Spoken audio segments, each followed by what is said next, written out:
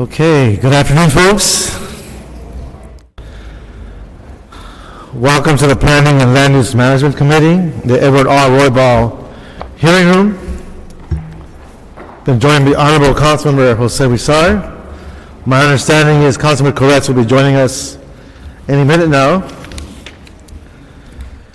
I want to thank Gail Goldberg for her presence as well. Thank you, ma'am. Let's do this before we start digging into the agenda. Let's call up our candidates for appointment. And today we have Mr. Philip Trigas, I believe. Are you here, sir? Come on up. This is for the Harbor Area Planning Commission. Good afternoon, sir. Yes, good afternoon. Thank you. Well, one, I want to thank you for your participation here in the city family, your willingness to serve the city, and maybe just want to share a little bit about yourself, what you bring to the committee and what you like to get accomplished, and give some perspective so that we can take a good, honest vote here. Sure, I'll give it a shot. I moved to LA in '97. Hold on for a second. I think you brought your fan club with you.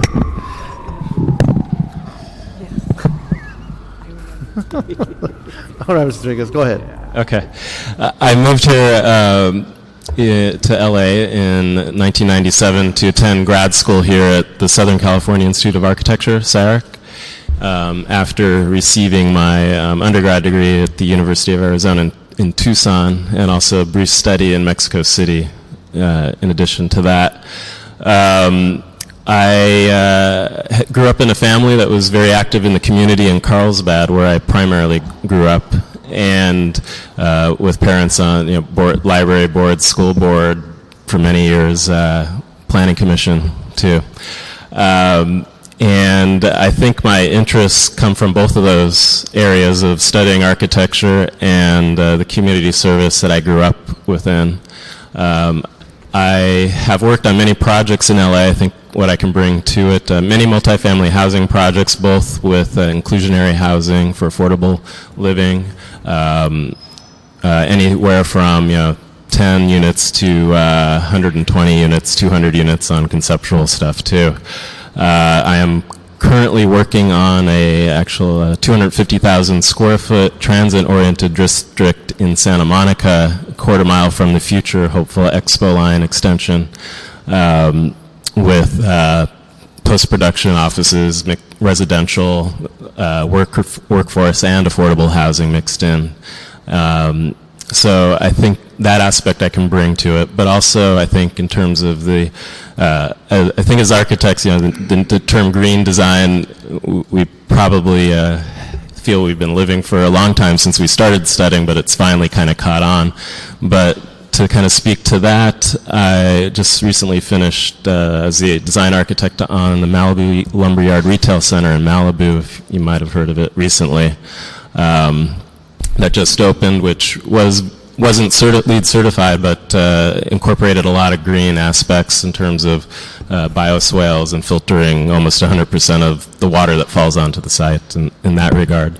And I live in a multifamily housing unit, bought a loft with my wife and daughter. We live in one big open space that can accommodate all of us in downtown San Pedro 2 years ago. And so I think also as bringing to it perhaps, I don't know if there's any other members that aren't just in R1 residences on the commission, but as somebody who lives in a multifamily housing project, and I can tell you, even though I designed these for many years before living in them, living in one has also influenced my perspective on how these should be designed and experienced. Great. It's kind of hard to plan in a bubble, right? What's that? It's kind of hard to plan in a bubble. Yes. And the fact that you're actually in there and dealing with these issues is very important. The harbor area is a very unique place. Its history, its connection to the city, it's got almost this small town, this village feel. When it comes to creating access to housing, and even more so affordable housing, how much of a challenge do you think that will be? It, I see it still as always a big challenge with, I think it's one of our biggest challenges actually with housing is the affordability and how you go about that. Biggest challenge is how do you, I guess, incentivize it enough to make it, to incentivize it enough to bring people to provide what's needed, I think. Because I know the numbers are very hard. Working with developers, we have to, I think I have a perspective of what goes on in their mind a little bit. And I think for me, one of the big concerns along those lines, perhaps speaking against a little bit some of my developers' clients' perspective, is the topic of workforce housing, which has in a way become a way to get around providing true or affordable housing in some instances, where still workforce housing is absolutely needed too. But so there's that tension there between what is workforce housing I've encountered a lot more and what's affordable. And when I look at some of those numbers, it's hard to do it. Well, it's obvious to me you've been in the trenches and wrestling with many of the issues that we have to wrestle with and weighing and balancing the feasibility, accessibility, and what's a healthy city versus the property rights of the owner. So all of that seems to mesh into this big dialogue of and answering the question, where will people live? So I appreciate all your efforts, and it's obvious to me you have the type of experience and perspectives that allows for the input that is needed in a commission like the one that you are being proposed to commit to. So with that, I would like to ask Councilman Wisar if you have any questions, any observations. Thank you for your service. Thank you for the opportunity. That was sweet and succinct. So with that, I'd like to recommend that we move and have the committee recommend you to the Harbor Area Commission. Is there a second there? Thank you, sir. Thank you very much for taking the time, and hopefully you'll take the sirens with you. Thank you very much. I'm very excited about being a part of it. You take care. Thank you very much. Next, I'd like to ask the planning director, Gail Goldberg, if she can give us her update, because I know she's also very taxed for time and schedules, so I always appreciate your being here. Thank you very much. Yesterday, I was at the Budget and Finance Committee where each of the general managers was asked to come and talk a bit about their work program as a result of the budget cuts, the furloughs, and the potential ERIP. And Councilmember Wisar had to leave before I gave my report, so I thought I would follow him here and that I would share with the two of you, at least briefly, what I told Budget and Finance yesterday. I started by explaining that almost all of the work in the planning department is staff-driven. More than 80% of our budget is staff.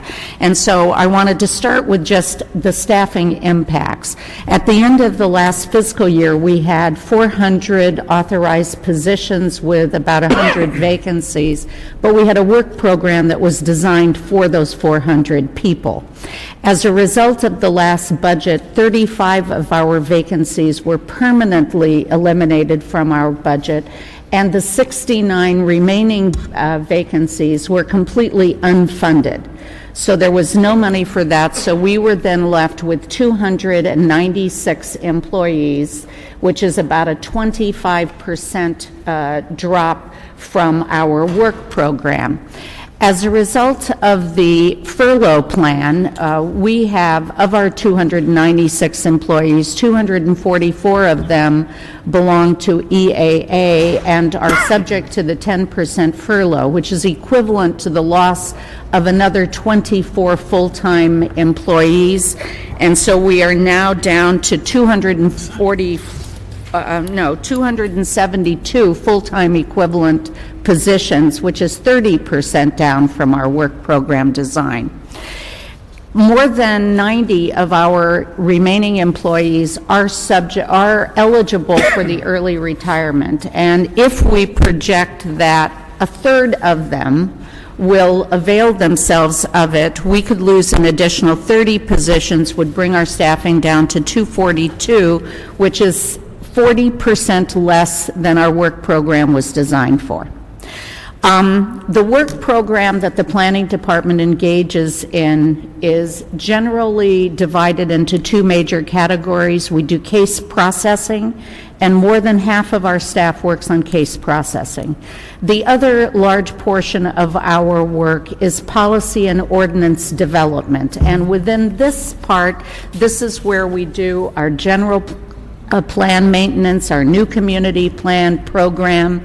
It's where we create new citywide policies like the sign ordinance or mixed income or baseline mansionization. We have another group of people who work to create ordinances that are perhaps just a little less significant in terms of staff work. From those big ones, we do things like the grocery card ordinance, our new fee ordinance, things of that sort.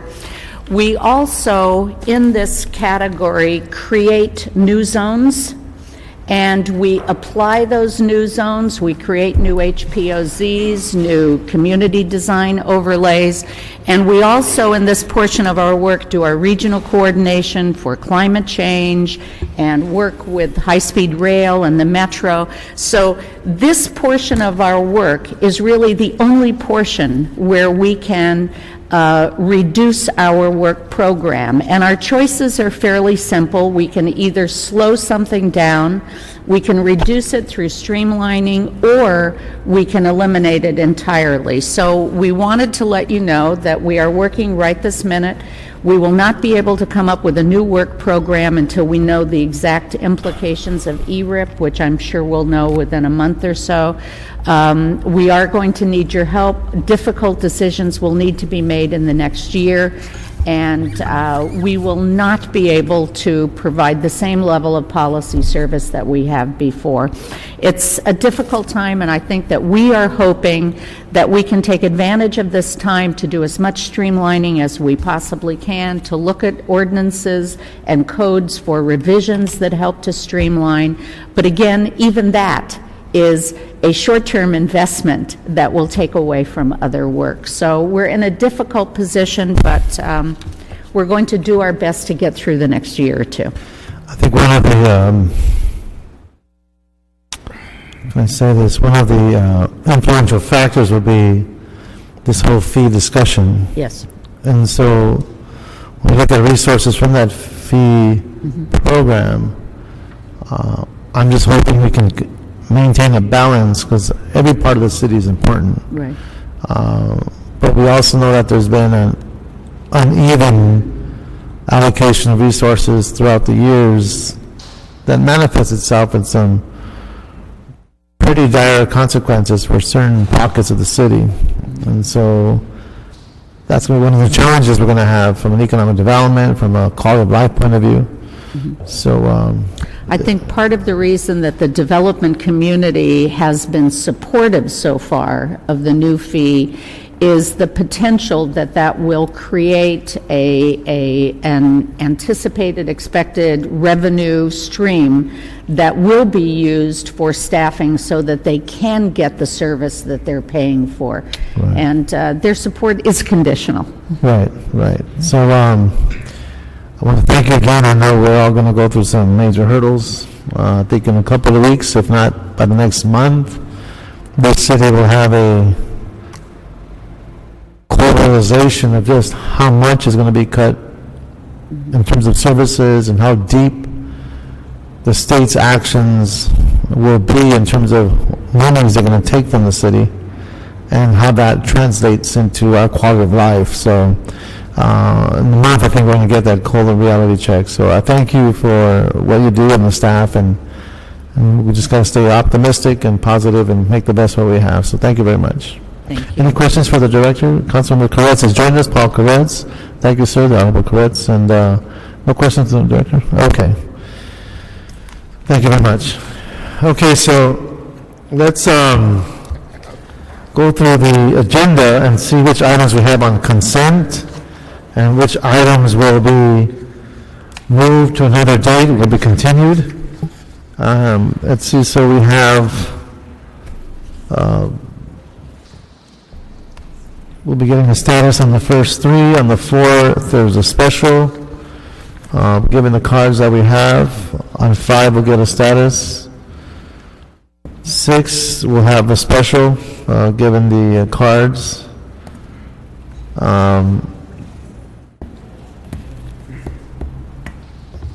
See no cards on 7, we can approve the Bureau of Engineers recommendation. 8, we can move on consent. 9, we'll continue to August 4th. 10, we can put on consent. 11 on consent. 12, we can continue to September 29th. 13, A and B, we'll continue to August 11th. And hopefully councils on September 2nd. 14, A and B, we have cards on A and B. On 15, we'll continue to September 8th in Plum, and council September 22nd. On 16, we have special, and 17 we just heard. So, if I can get a second on those consent items and continuances. Thank you, sir. That'll be the action of this committee. And Roberto, that takes us, I believe, to number 1? No, Councilman. Item Number 2. It's the verbal status report from the Planning Department to reclassify psychotherapy offices from a medical use to a broader commercial use. That's item number 2. Do we have staff here on number 2? I believe so, Councilman.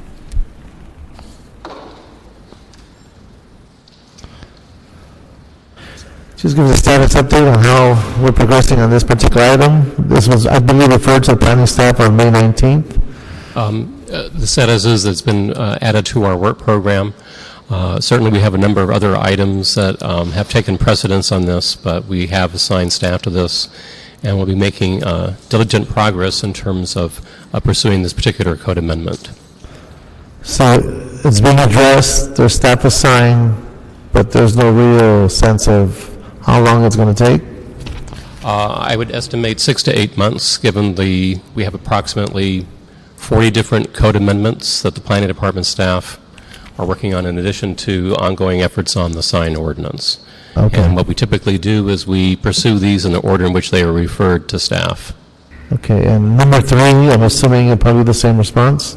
Yes. We'll be asking for an update there. Yes. This was also referred to planning staff on May 19th. Right. And again, this is being put into the to-do list? And certainly we have our priorities, the sign ordinance, the medical marijuana.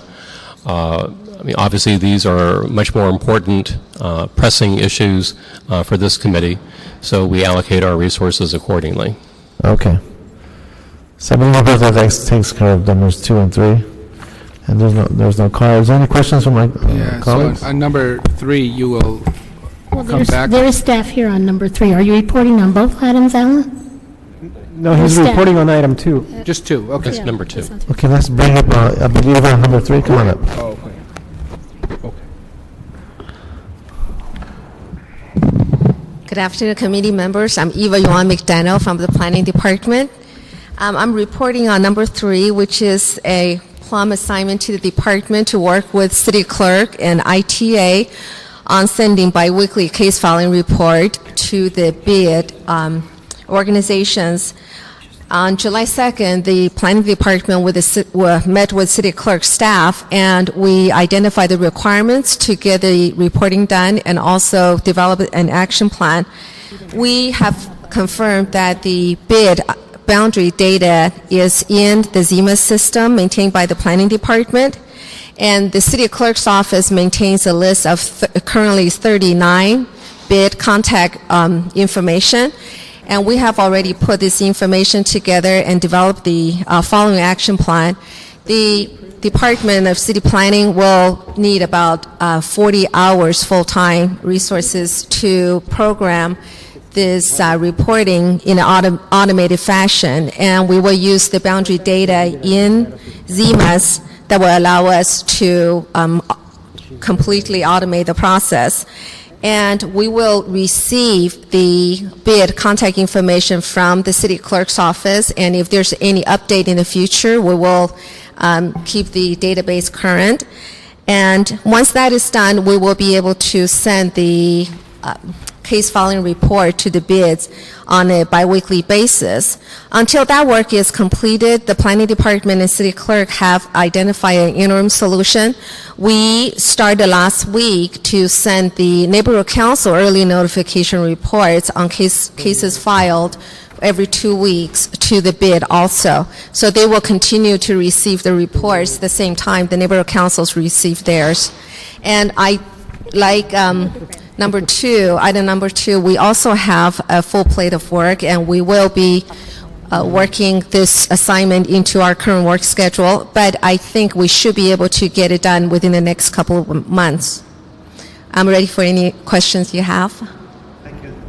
I want to refer this to Councilman Becerra. I believe he's the author of this motion, so any questions, Councilwoman? Yes, thank you, Mr. Chair, and I want to thank you, Eva and Iris, and our City Clerk Miranda for your prompt attention to this. I think this is a way to further inform our stakeholders about our planning processes, and we now have a way of informing our neighborhood councils, but our bids on the business side, we're interested in finding out more about how they could receive information on a proactive basis from the city about land use changes, proposals, et cetera. So this is going to go a long way, I think, and I like the way you've broken it out both into short-term and long-term solutions. It shows that we're looking to resolve this, and it'll take some time, but there are things we can do now to effectuate our mission, our goals. So I want to thank you and your team for your attention to this matter and really thinking creatively about how to get to our stated objective here. So thank you. And I'm thinking, if you think maybe you might finish this in about 2 months, would it be appropriate to have a report back to Plum in about 60 days? Is that good enough? So we could see where we are in terms of long-term implementation and then move this item to full council. So we could get this back, report back in 60 days on this item. We will schedule it and see how far we go. I also want to add that the neighborhood council reports are also posted in the planning website every 2 weeks when they go out. So anyone who do not receive the reports directly via email can also go to the planning website to see the reports. The information is there available to everyone. Great. Okay, Thank you. Thank you. Well, thank you for your hard work. So we should get an update in 60 days. All right. Roberto? What was the action on item 2? On 2, essentially we'll be asking for a status as well. Okay, thank you. I believe it's in 6 months. 6 months? Yeah. Okay. Okay. Before we go on, I just was informed by the planning department staff that number 8 needs to be reconsidered as there's a modification to one of the conditions. I believe staff is present. Okay, let's do that. Let's take care of that right now. Then we can just knock that out. There's a cart for item 3, Councilman. Or item 3? Yeah, there's... Okay, I don't see one, but I'd like to come on up. On item number 3? Okay. I'm sorry. We'll go with it. I'll be very brief. Okay. We just heard Gail talk about how there's no time. I don't see why 40 hours of planning staff needs to be taken on this. It's going to be the exact same report as what we already get, and now that the bids are signed up, why waste 40 hours on that? Are you referring to item number 3? Number 3, the early notification can be signed up on the city website by anyone. It's by community. So if you're a Studio City bid, all the information relating to the bid is already listed on the document. So to me, to spend 40 hours on this is just a terrible waste of time when no one has any of the time. And this is an 09 motion. You've got things on here that have been sitting around since 07 that nobody's working on. So I really think that this would be a terrible waste of precious time of the planning staff. Thank you. Can you give us your name and address again? Sorry. Lisa Sarkin, Studio City Neighborhood Council. Thank you, ma'am. Mr. Chair, I do believe it takes time for the ITA department to develop a specific boundaries to the BIDs and to be able to summarize those in our SEMA system. So it does take some time to do that. Okay, thank you. Okay, so here we go for the technical. So we'll reconsider item number 8. Yes. Good afternoon. I'm Dave Silverman from the City Planning Department, Councilmember Reyes and members of the committee. On the queue conditions for the zone change for item number 8, what was inadvertently omitted was our standard indemnification clause, which we include in all decisions. And so we've added that as an administrative queue condition. That's the only change that we're adding. So we're asking you to consider that and pass that on. Okay, so that's the extent of the That's it. technical change that you wanted. Okay. So that being said, we can move on item number 8 as a consent. Thank you We have very a much. second. Thank you. That'll be action of this committee. All right. Okay, Roberto, where are we go now? Number 4, I believe? That would be number 4, council members. It's a Smith-Reyes motion, and it's directing planning, DOT, along with the city attorney, to report back with recommendations as it relates to parking spaces and standard size parking spaces in commercial buildings. So this is a directive, and we do have 2 cards on this. We have Sandy Brown and Phyllis Winger. Good afternoon, Ms. Brown. Good afternoon, thank you. Sandy Brown, 10350 Wilshire Boulevard. I just have to commend Councilmember Reyes. This is the best motion you ever seconded. The only thing that you forgot is... Sounds like a little subjectivity there. Well, honestly, you've included a lot of needs, people with walkers and canes, seniors, people with disabilities. The one thing you did forget is the heavier set people. And when we get out of cars, I have to tell you, it is not easy most of the time. And what does happen is not only do we nick our door, but we nick the guy next to us just trying to get out. So thank you. You have our full support, and we're looking forward to seeing it come back again and pass. Thank you. And I'll make sure Mr. Smith, Councilor Smith, understands what a privileged position I'm in Right, to thank second you. his motion. Ms. Phyllis Winger.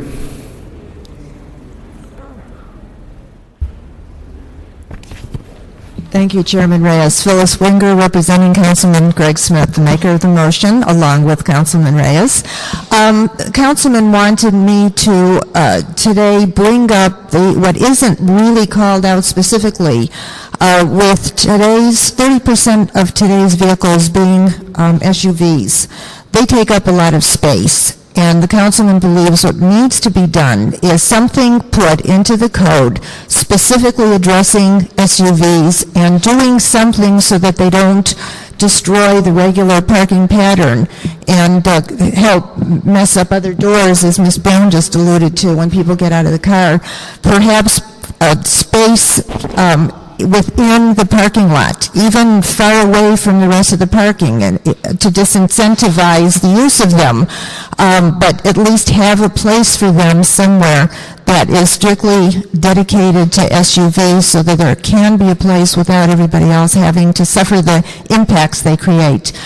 Another area that needs to be looked at, I think, and addressed more directly are the handicap spaces. This is an ongoing issue. I know that the motion asks for a report back and recommendations on how to solve a lot of problems. This all needs to be in the code. I was informed today that DOT does not handle the parking on private property, but Building and Safety does. Building and Safety does enforcement. This is far larger than enforcement. We need to have something in the code addressing these areas so that everyone knows what the playing rules are.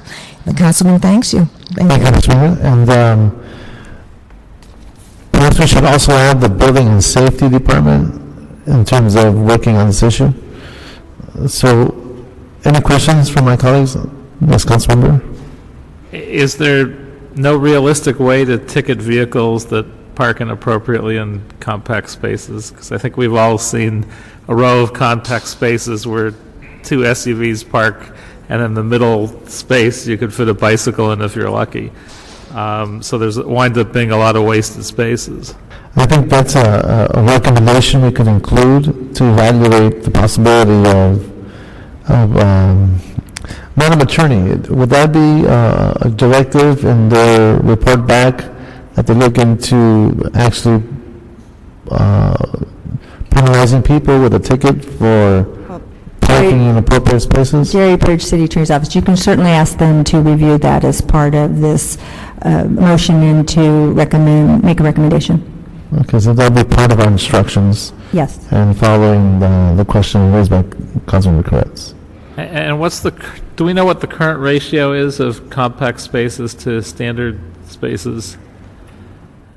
Is anybody from the planning department staff? Is that 10? I'm seeing fingers flying over there. Come on up. Alan Bell, Planning Department staff. I don't have that information right off the top of my head, but we can certainly get that to you today. Oh, there's a code right there. I think we got some... Mike LeGrand, Council, maybe assist.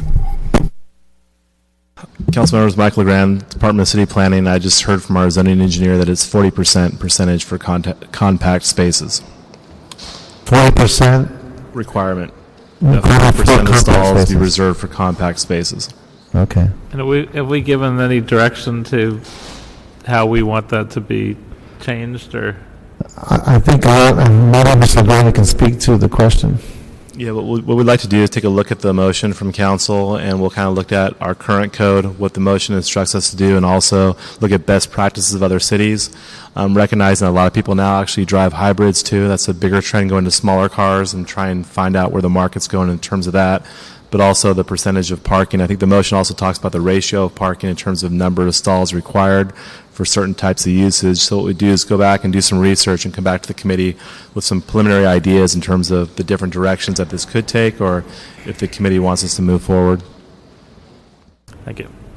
Okay, so the scenarios that we need to evaluate will be proposed by staff, given the concerns raised by Councilmember Koretz. Correct. Okay.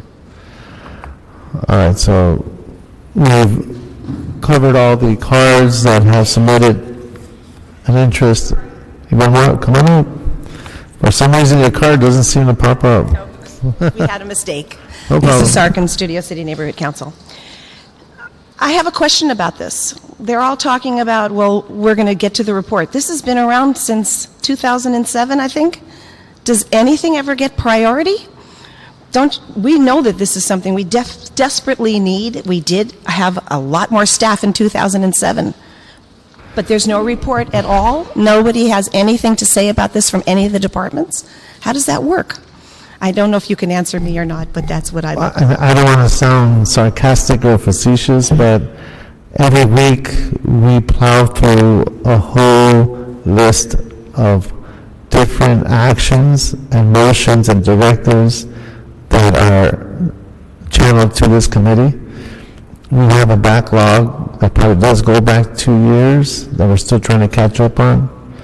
And the fact is, I see staff working very hard on a whole range of priorities that this city has to address.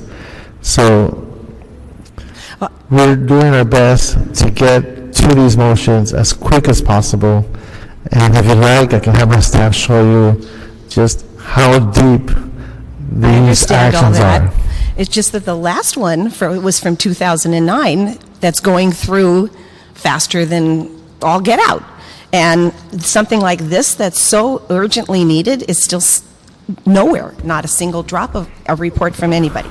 So, and you don't have to answer. It just seems ridiculous to all of us. And well, that's what happens when you have 15 different council districts that each has their own set of priorities, and I'm trying to address each of those priorities, and they come at different times and different places, and it's really, maybe you should it's sit with why me I for a didn't day. run for the CD too, because I don't know how you guys can do any of this. I understand. Thank you. Thank you. Okay, anybody else? And just so you know, Ms. Larkin does have a card on number 5 also. She has one on number 5, even though you haven't gotten to it yet, council member. I want to make sure that it's in the book. She's on number 5 as well. Yes. Okay, this is 4 now, so we got you for 4. Next is 5. Okay, so we'll be asking for the planning department with assistance of the transportation department, as well as building and safety, in consultation with the city attorney, to have a report back to us hopefully in 45 days. Go back to this committee. Next item, Roberto. The next item is item 5, Councilman. It's the planning department will be reporting in response to a motion of Lisa Garcetti as it relates to cumulative impacts and CEQA and the impact of how the city interprets a section of CEQA as it relates to hillside areas. Okay. Good afternoon, sir. Good afternoon, council members. Hadar Plofkin, City Planning Environmental Review Section. I didn't realize my study was supposed to be so broad. I'm sorry? I didn't realize my study was supposed to be so broad. You probably have in front of you my growing thesis on cumulative impacts in the city of Los Angeles and how we deal with it.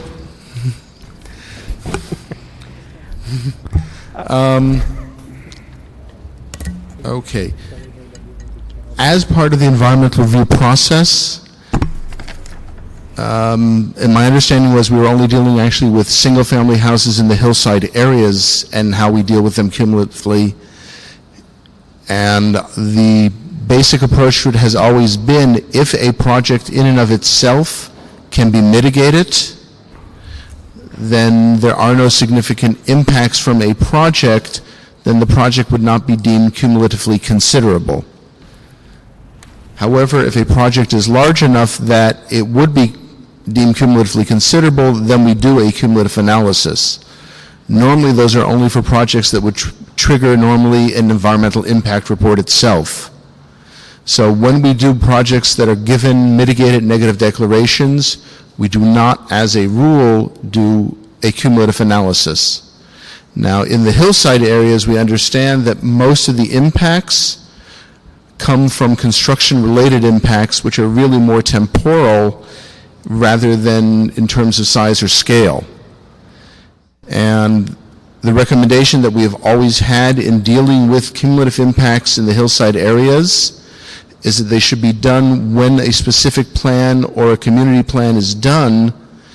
The environmental impact report for those areas is probably the most appropriate place to do the cumulative impact analysis rather than on a case-by-case basis. Otherwise, you're always chasing your tail.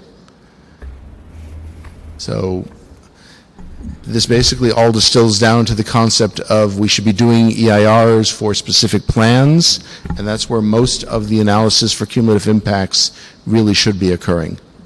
Councilman Rizzo? Yeah, thank you, Mr. Chair. And we brought forward this motion because on hillside development, we found that developers were either piecemealing their projects, meaning that instead of bringing one whole project that would have a number of effects, they would bring them separately so that they would be under the radar, so to speak, of having a full environmental impact report done.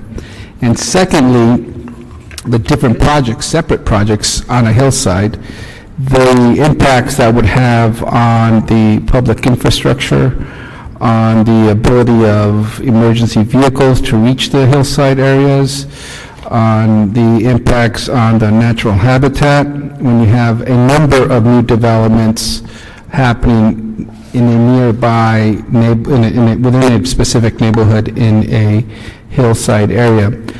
The motion was brought to hopefully look at this issue in two ways. One was looking at CEQA and the term of art that they use of cumulative impacts, and what we can do to perhaps modify our regulations to be a bit more concerned about the overdevelopment on hillsides.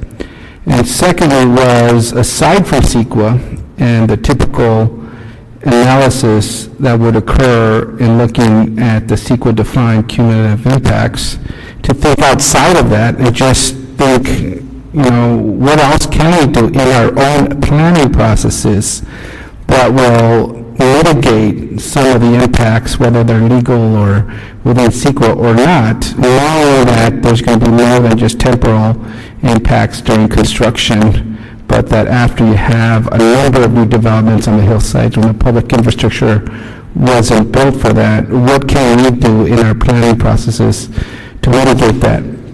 And it wasn't so much to get specific recommendations as to do A, B, and C, or change the municipal code on A, B. It was overall just hoping that with the people in the planning department that live this and work in this every day, we could kind of lay out a strategy or a thought process that could go into this about how we could start addressing some of these issues. That was the objective of this motion. So, number one, any thoughts on what I just said? And number two, would it be possible to come back with a written report at some time? Okay. Number one, as you know, we actually have done a number of things related to having one planner for a specific area, and it's part of the idea of the geographical reorganization is that rather than environmental reports coming from all over the city and being done by one unit, that projects coming into a specific area be analyzed by one individual so that patterns can be recognized more easily by that one person. Yeah.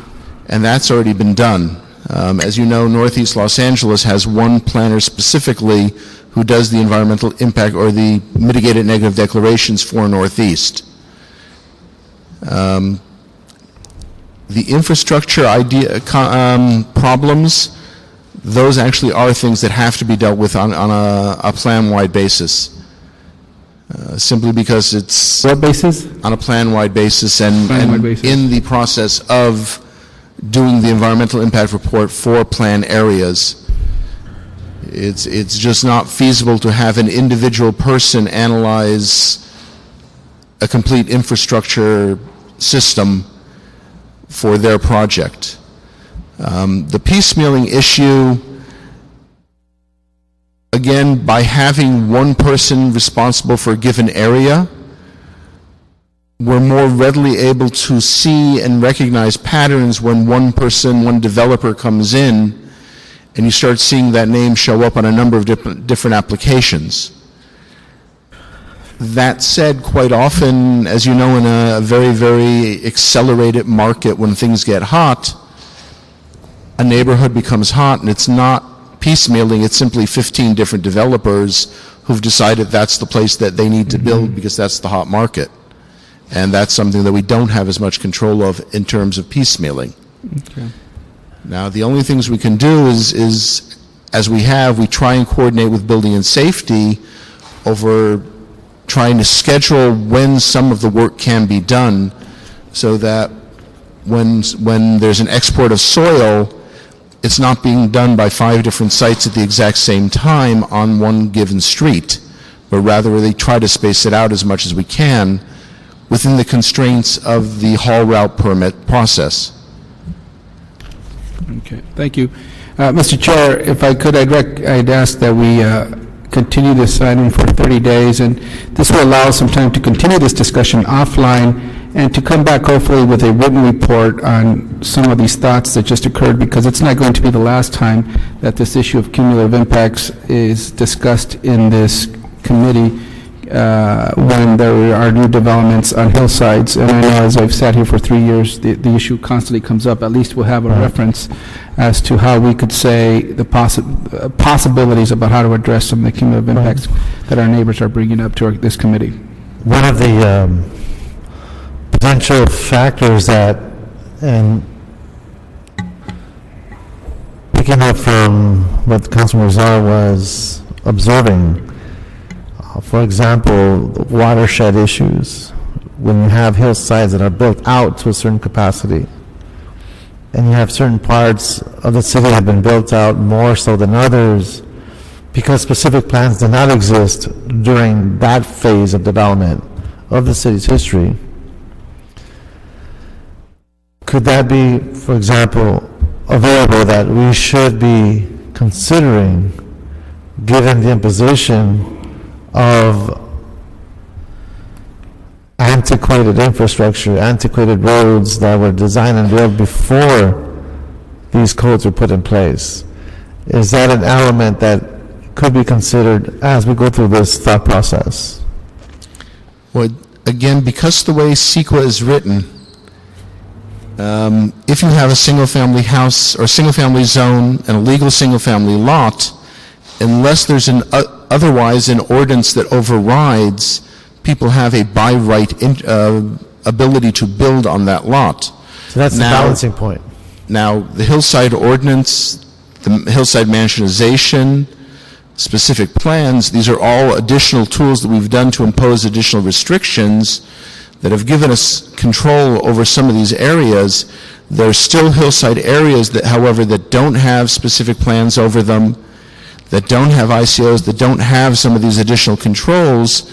So if someone comes in and wishes to build in conformance to the hillside ordinance, we really don't have much discretionary authority over them. However, we can expand eventually the idea of the hillside ordinance and what it encompasses. Okay, so we will follow the wishes of Councilman Rizal. We'll keep this in committee. We'll get the report back, and we'll follow these discussions. There is a speaker card on. Yes. And if we could meet offline to kind of come up with, we can meet offline so that when we come back with a written report, we'll see, make sure that all these issues raised here are in the report. Okay. Gladly. Thank you. Thank you, sir. Any other questions, Councilman? Mr. Plumpton? Yeah, and I know one of the comments was that these issues should be addressed through a specific plan, not by case-by-case basis. But if you want to address changes in a specific plan, our process is moving so slowly that those protections might not appear for a number of years. So I'm not sure if that is a feasible way to address it. Well, unfortunately, I'm limited by what CEQA gives me. Right. I mean, so I think there's, if I could just add to that, Councilmember Kretz, I think we're really looking at two issues. There's the California Environmental Quality Act, and there are specific standards for cumulative impact analysis and how you mitigate that, although those are standards that are pretty clear. I mean, you have to meet a CEQA threshold whether or not there is actually an impact that we can address as in that part of state law and our local regulations. So there's the CEQA part of it, which may not, through CEQA, we may or may not have the ability to have a lot of changes through development purely just through CEQA. That's why we would suggest that we should also look at other tools that we have available through community planning. So I think what we want to do is kind of, I think it's been suggested, is to look at both of those things, the CEQA part of it and the community planning part of it. And you're right, it's not as if we can come back to these things through community planning usually in a very quick way, because we have such a large city and we have a variety of topography here that requires pretty detailed analysis. But maybe what we can do is we will go back and try to do a more multi-tiered approach to this to give the committee a better understanding of what options we have available. Okay. Anything else, Councilman Kretz? Okay. Now, thank you, Hadar. And just for the record, I believe Ms. Lisa Sarkin has waived her desire to speak on this item. Okay. All righty. So we'll get back. We'll keep it in committee and hopefully get it back. What did we say, Councilor? 60 days, you said? On this item, 30 days. 30 days, all right. Okay. It will not be scheduled in 30 days because you'll be in recess, but we can get the report back, unless you're going to come off of your 45 recess. days. Okay. Are we in the window? Okay. All right. Number 6, I believe. Roberto? Yes, council members, item 6 is a status update from various cities, departments, as it relates to a medical marijuana ordinance. Okay. Good afternoon. Good afternoon. You can hear me. Good afternoon. I'm Helen Bibas with the Code Studies section. I have handed out to you a map, which is a reduction of this one, which actually plots the existing 186 medical cannabis dispensaries that were authorized to function prior to the adoption of the Can you effective speak into date the microphone? of the moratorium. So I have also added two lists that breaks down these 186 dispensaries into community planning areas and council districts. Again, these are the 186 dispensaries that were in operation prior to the adoption of the moratorium.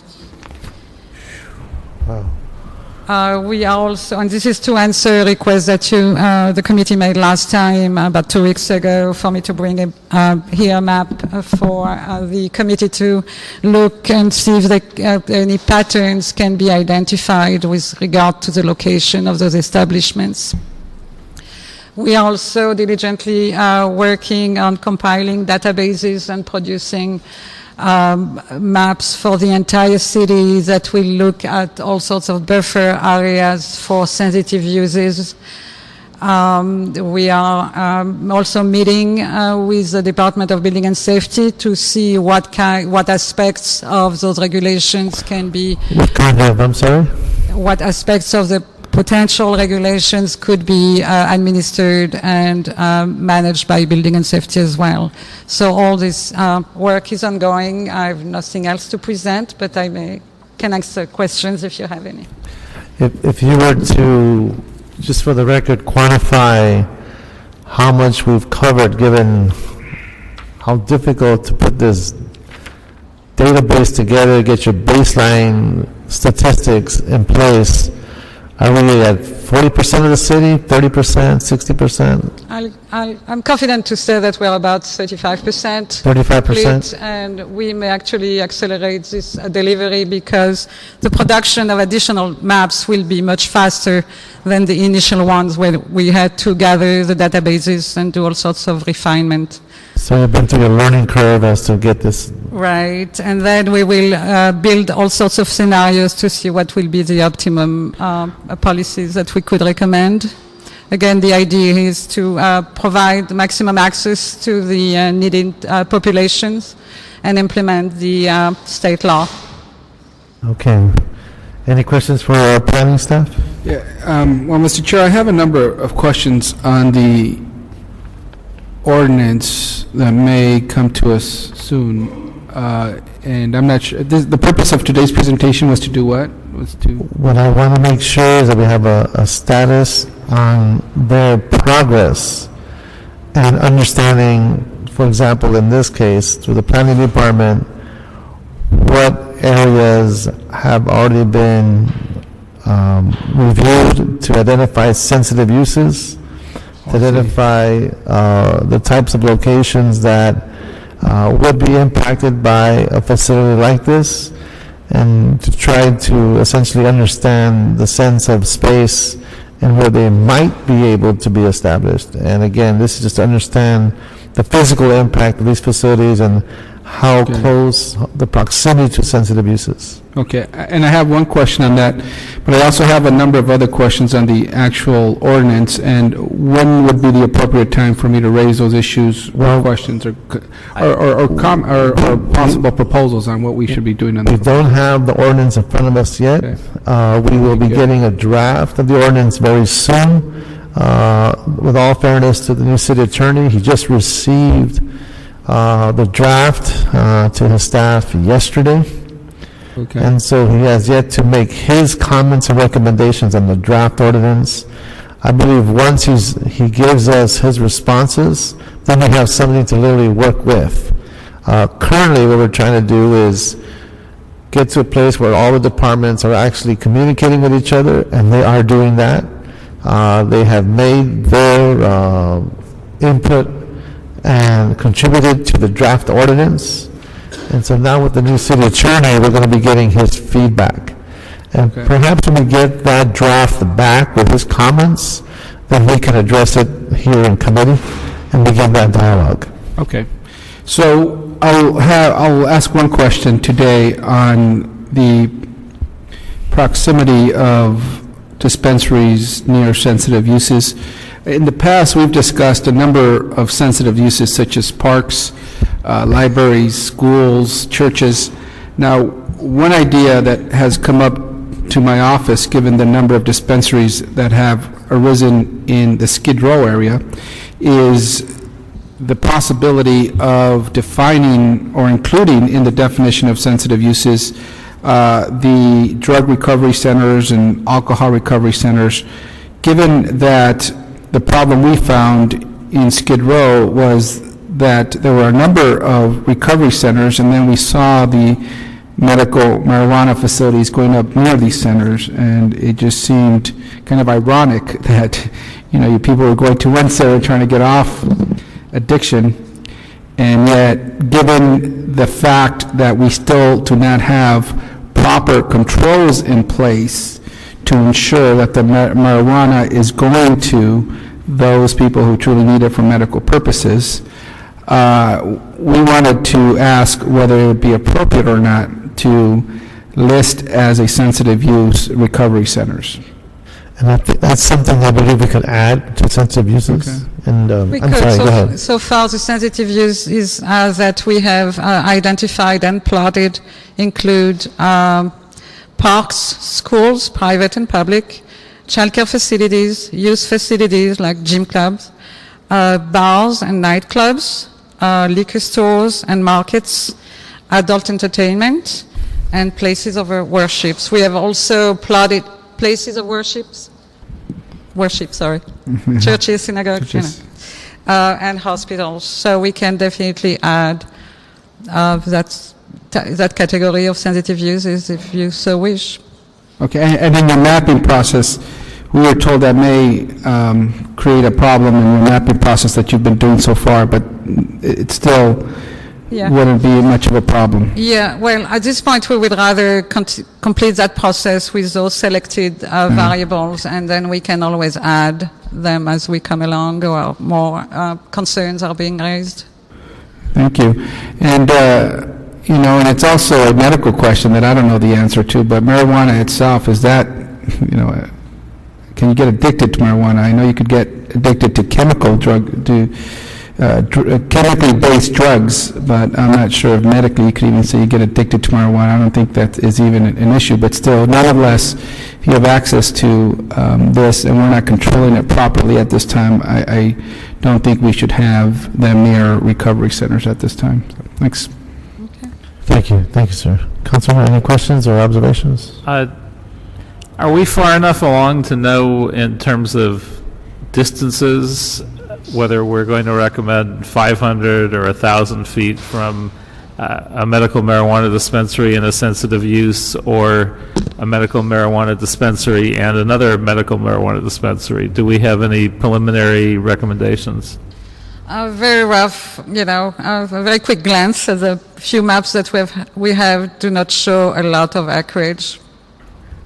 I'm not sure I followed that. I couldn't understand. The few maps that we have produced so far do not show a lot of land or parcels available for, if we look at all the criteria that we have put together, including limitations of the zones, for example, we are looking only at commercial and industrial zones. The amount of land or parcels that will be left over after we have done this 1,000 radius is actually quite limited. It appears quite limited, but we have not done the entire city yet. I mean, that's a question, whether we're leaving it so tight that there will be literally no location that meets the criteria. I know a far afield example. I know there's been legislation at the state level relating to sex offenders, and where they could be within a certain number of feet of this, that, and the other thing. And when someone did an analysis, they found that they actually could only be located in a small portion of rural central California. as a practical matter, will this be the same thing, where we basically wind up adding all these uses and then say, hey, you can't have them anywhere based on the land use? If I could just add, I think that's the analysis that we're doing right now. The first thing we want to do is map all the sensitive uses, and that's the first phase of it right now. As part of that, we're both mapping the uses and then drawing the line to see, once you map where the uses are, the sensitive uses are located, and then you draw the line out there and the radius from that, how much land do you have left? And we're doing that. We've got about 35% of the city done. Once we map all of those sensitive uses citywide, then we can kind of take a look and we can adjust that radius from the sensitive use to say, okay, if we go 1,000 feet, then we knock out everything. Maybe if we bring the radius in a bit, it allows for a certain percentage to be allowed within the city. So that's what we'll be doing as part of this mapping exercise. Would you mind, maybe you said this, can you introduce yourself for the record? I apologize, Vince Bertoni, Deputy Planning Director. Okay. Okay, so from a constructive point of view, this database and this analysis can be used for many other topics in the future. So this is not a waste of time or something we shelve that will never be used again. These scenarios and scenario building factors will now be at our disposal when it comes to other subject land use matters in the future, correct? Correct. Absolutely correct, yes. Okay. All right. Any other questions on number 6 for the planning? We can also ask building and safety. Would you like to come on up and let us know if there is anything to report, or your level of participation, or how are you feeling, Mr. Lara? Good afternoon, council members. Dave Lara with Building and Safety. We are continuing to work with the planning department and the council office on the various issues surrounding the proposed ordinance. We are looking at everything from enforcement to practicalities of the actual codes and definitions and so on. But we are working closely, and we hope that alongside with the planning department, we'll be able to finally come to some kind of final report or final ordinance along with city attorney to present to this council. So what other departments have engaged in this draft ordinance? You have building and safety, planning, city attorney. We had also Department of Finance, I believe. That's correct. And who else? Anyone else? I'd have to, Mr. Bell. CLA. Okay, so the purpose for that statement is that we do have a draft that's out. I thank you, Mr. Lara, for your participation, and Mr. Adelman and his support in trying to get us to a place we can actually start controlling and enforcing a municipal law that helps us deal with the impact of these facilities. Any questions of Councilman Carrez? Any questions from Mr. Lara? No? Okay, thank you, sir. Thank you. So my understanding is that I'm hoping that within the next few weeks, we'll get feedback from the city attorney's office on the draft ordinance that was presented to Mr. Jutanich yesterday, and hopefully we'll get some feedback. That being said, we do have quite a few cards on this item. Thank you, Walter. And anyone that wishes to comment, you can email us at la.marijuana@lacity.org. Okay, that being said, we'll get the next few folks here who are Estella Lopez, Lisa Sarkin, and James O'Sullivan. Good afternoon. Council members, good afternoon.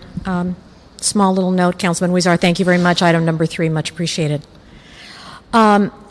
Central City East Association, as you know, represents the business owners, property owners in the Skid Row area, downtown Los Angeles. But I stand here actually in representation not only of the property and business owners, but the Skid Row Collaborative. We had a discussion about this issue. I'm sorry that our partners couldn't be here, but the Midnight Mission, the Union Rescue Mission, LA Mission, all of us are firmly in support of the discussion that you were just having briefly about the sensitive uses in the Skid Row area and the impact that these dispensaries could have on those uses.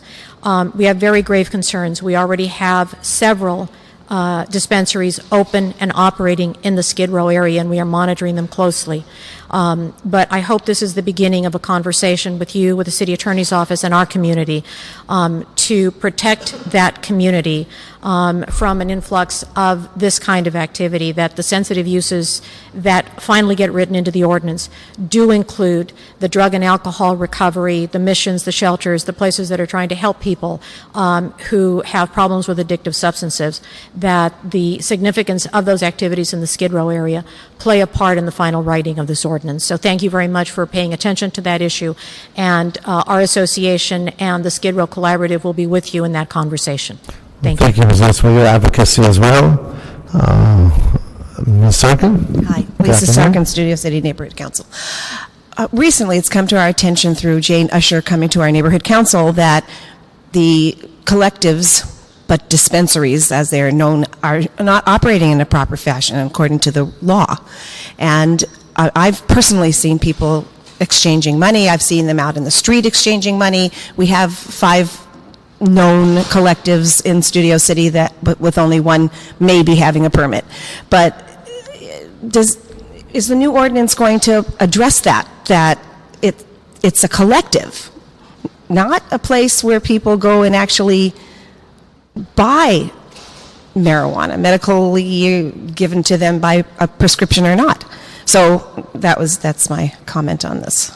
Well, I appreciate Ms. Usher's opinion, and we being her clients, look forward to her role in giving us advice as to how this policy could evolve. The question you raise are questions we have for our city attorney, and we're waiting for his feedback. And so what's paramount, at least for me, is to have an ordinance that is enforceable, an ordinance that allows access for those who truly need this medicine, and trying to find a delicate balance as to the question of access. So that is what is in front of the city attorney, and we are looking forward to his advice. And we're looking forward to getting it done, too. Thank you. Thank you. Good afternoon, council members. My name is Jim O'Sullivan. I'm president of the Miracle Mile Residential Association. This morning I sent you a white paper on medical marijuana. All of the council members got it. I'll get it to the staff this afternoon. We were waiting to do some research on some legal questions which sort of popped up. Everybody thought it was settled. It's not. I want to enter this in the copy. Ms. Greaves got an electronic copy because it's easier to do it, but I'll turn this up. A couple of issues, and our paper is in this hand, yes, no, whatever, but there are some, I haven't heard anybody talk about the Attorney General guidelines. They're real specific, and it is 1,000 feet, and you can't exchange money. And the interesting question that I posed to the city attorney is, the Attorney General says collectives may be legal. It's not definitive. The city of Anaheim just won at the Superior Court a case where they do not have to institute dispensaries. It's going up to the appellate court. That might have some, impact on what we're doing here. People v. Kelly, which is going up to the Supreme Court right now, basically threw out a section of the MMP, the medical marijuana program, and it said that the legislature overstepped its bounds by changing 215, which was the proposition, which is a citizens' initiative and can only be overturned by the citizens. So I hope that the council really does read these. I'll get them to your staff. It's not a pro or a con or whatever, but I don't see any way that this is not going to be litigated from both sides, eventually going down the road. But the AG did a good job on making some recommendations. The legal cases are very interesting, and they're all over the place on both sides. So thank you very much. I appreciate you saying that, Mr. O'Sullivan. The pressures that I think are in front of us is that you have people hurting now. The people who need the medicine now, which is a stark reality for many. On the other hand, you're right. There's an evolving judicial process with hearings and attorneys and judges, interpretations that continues to evolve. Councilman, if I may, there's nothing stopping a medical marijuana patient from growing marijuana in their backyard right now. Let me just finish. Okay. So, understanding those two tensions, we need to start thinking about neighborhood quality of life, impacts, compatibility, and access, and that's what we're trying to achieve. But thank you, Mr. O'Sullivan. One more thing. You have to think about California law, because if you don't do California law, it becomes very illegal. Thank you very much. Our next speaker is Don Duncan, Leonard Schaefer, and Richard, I believe it's Kearns. Good afternoon, sir. Good afternoon, Mr. Chairman, committee members. My name is Don Duncan. I'm a resident of Los Angeles and the California Director of Americans for Safe Access, which is the nation's largest medical cannabis advocacy organization. And I want to thank you for the time that you and the staff have put in on this so far. I know it's a lot of work, but it is certainly a worthwhile effort. I hope that you'll take the time to read the previous communications I've sent and the forthcoming ones in which I'll deal in detail with the provisions of the draft ordinance. Today I want to just mention a topic that we didn't get to last time, and that is the issue around patient cultivator privacy. The draft ordinance anticipates that the collective or cooperative will identify those patients or primary caregivers who provide medicine to the collective or cooperative. And while I understand the concern that the police department has in this regard, this provision anticipates that each collective and cooperative will be operating illegally by purchasing their marijuana from the illicit market. In fact, a collective or cooperative that's legally organized and operated under the Attorney General's guidelines will be member supplied, and each member of that collective or cooperative would supply the facility with the medicine that they provide to the other members. So it's a closed circuit that's isolated from the illicit market. In that regard, it's inappropriate to request that all the names and addresses of the members of the collective or cooperative be turned over to the police department. Frankly, we fear that they might be more likely to be burglarized or the victim of inappropriate law enforcement activity, including federal law enforcement activity, which is not off the table despite the encouraging comments out of Washington, D.C. And so until we succeed in harmonizing federal law with the law of the state of California, we need to be aware of protecting patient cultivators who are members of legal collectives in California from that kind of self-incrimination. So I would encourage you to revisit that when it's time to make those final decisions. And I also want to encourage you once more to move quickly, because we have studied, we've debated, we've looked at ordinances from other cities and counties, and the controversy and the confusion and the bad media isn't going to stop until we adopt this permanent ordinance. And so we stand ready, of course, to help you in that effort in any way that we can. Thank you. I don't think you can have any stronger sense of urgency that comes from us, knowing that we have a new city attorney, so we're trying to push that as fast as we can. Councilman. Can I ask you a quick question? It was raised earlier by two speakers. Has your organization did an analysis, or, I mean, you can't really do an analysis, but an estimate as to how much of the marijuana that is being sold at dispensaries come from actual collectives, or how much of it comes from the illicit market? That is impossible for us to tell, obviously, because those transactions happen discreetly. However, I'm happy to report that in Los Angeles, over the last 2 years, we've seen a tremendous improvement in the compliance, especially since August of last year when the Attorney General published its guidelines. So I'm very confident that we're on the way to widespread compliance. But we do know that there's some illicit marijuana being sold at these dispensaries. We just don't know how much. It's reasonable to assume that there's some abuse of the system, and we do know that regulations help prevent that abuse. And so it's what we're doing today, I think, is an important part of addressing that. Okay, thank you. I just want to be clear, am I hearing you correctly? If the quality of the product is better, it means it's not coming from the illicit source? No. What I'm referring to is the quality of compliance with the law. The individual quality of the plants is an entirely different matter. We had terrible acoustics in here.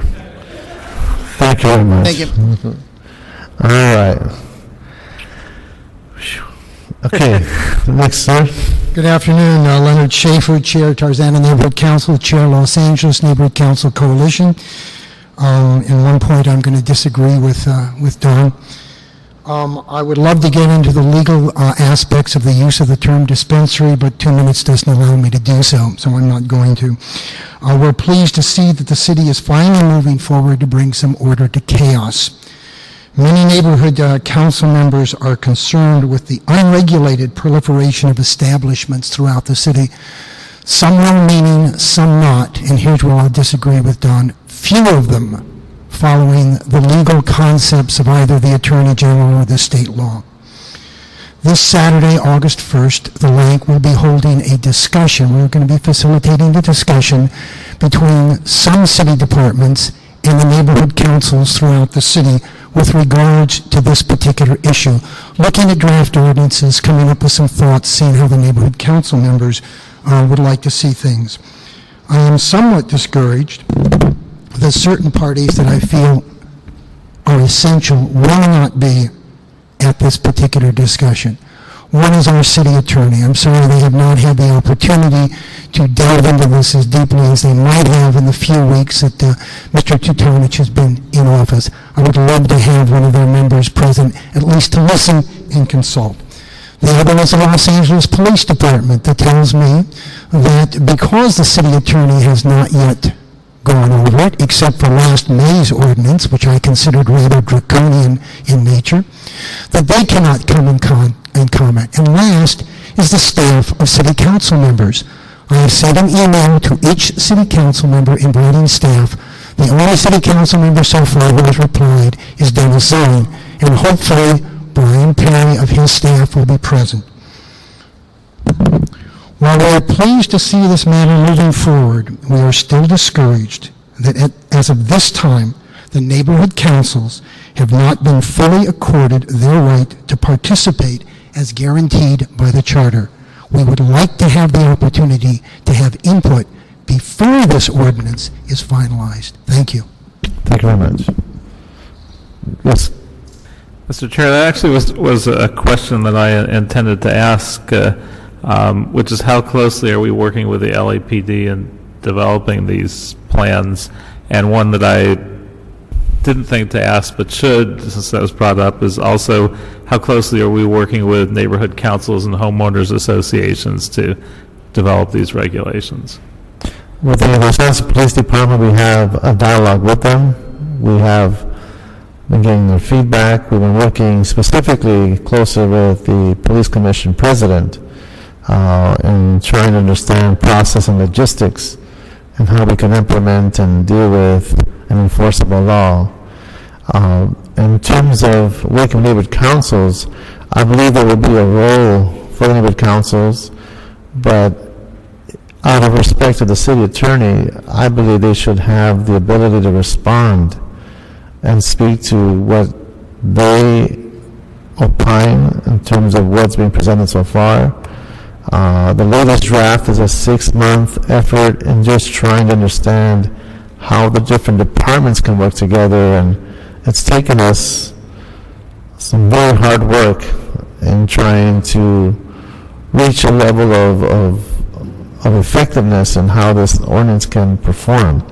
My hope, and again, Mr. Schaefer, that you have a little bit more patience with us, because I really believe the city attorney should be given the necessary respect and time to review the draft. Whether we do it, if the neighborhood councils have input before or after he sees it, I mean, I think it's a process question. But we have to get to a place quickly when we just start having an answer to this predicament that we're in. And so I do look forward to working with the neighborhood councils. I think it's a matter of timing. Right.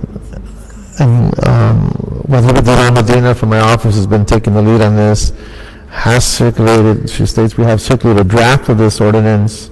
How long ago was that? No, in June when we submitted it, so it's available. We want to submit comments to the city through the website. Right, so as soon as the city attorney looks at it, it'll be available on the website for comment. So we will make it available.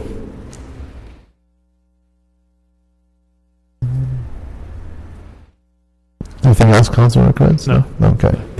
Councilmember? I look forward to the draft. Yeah, me too. Okay. We do have Richard Kearns, I believe.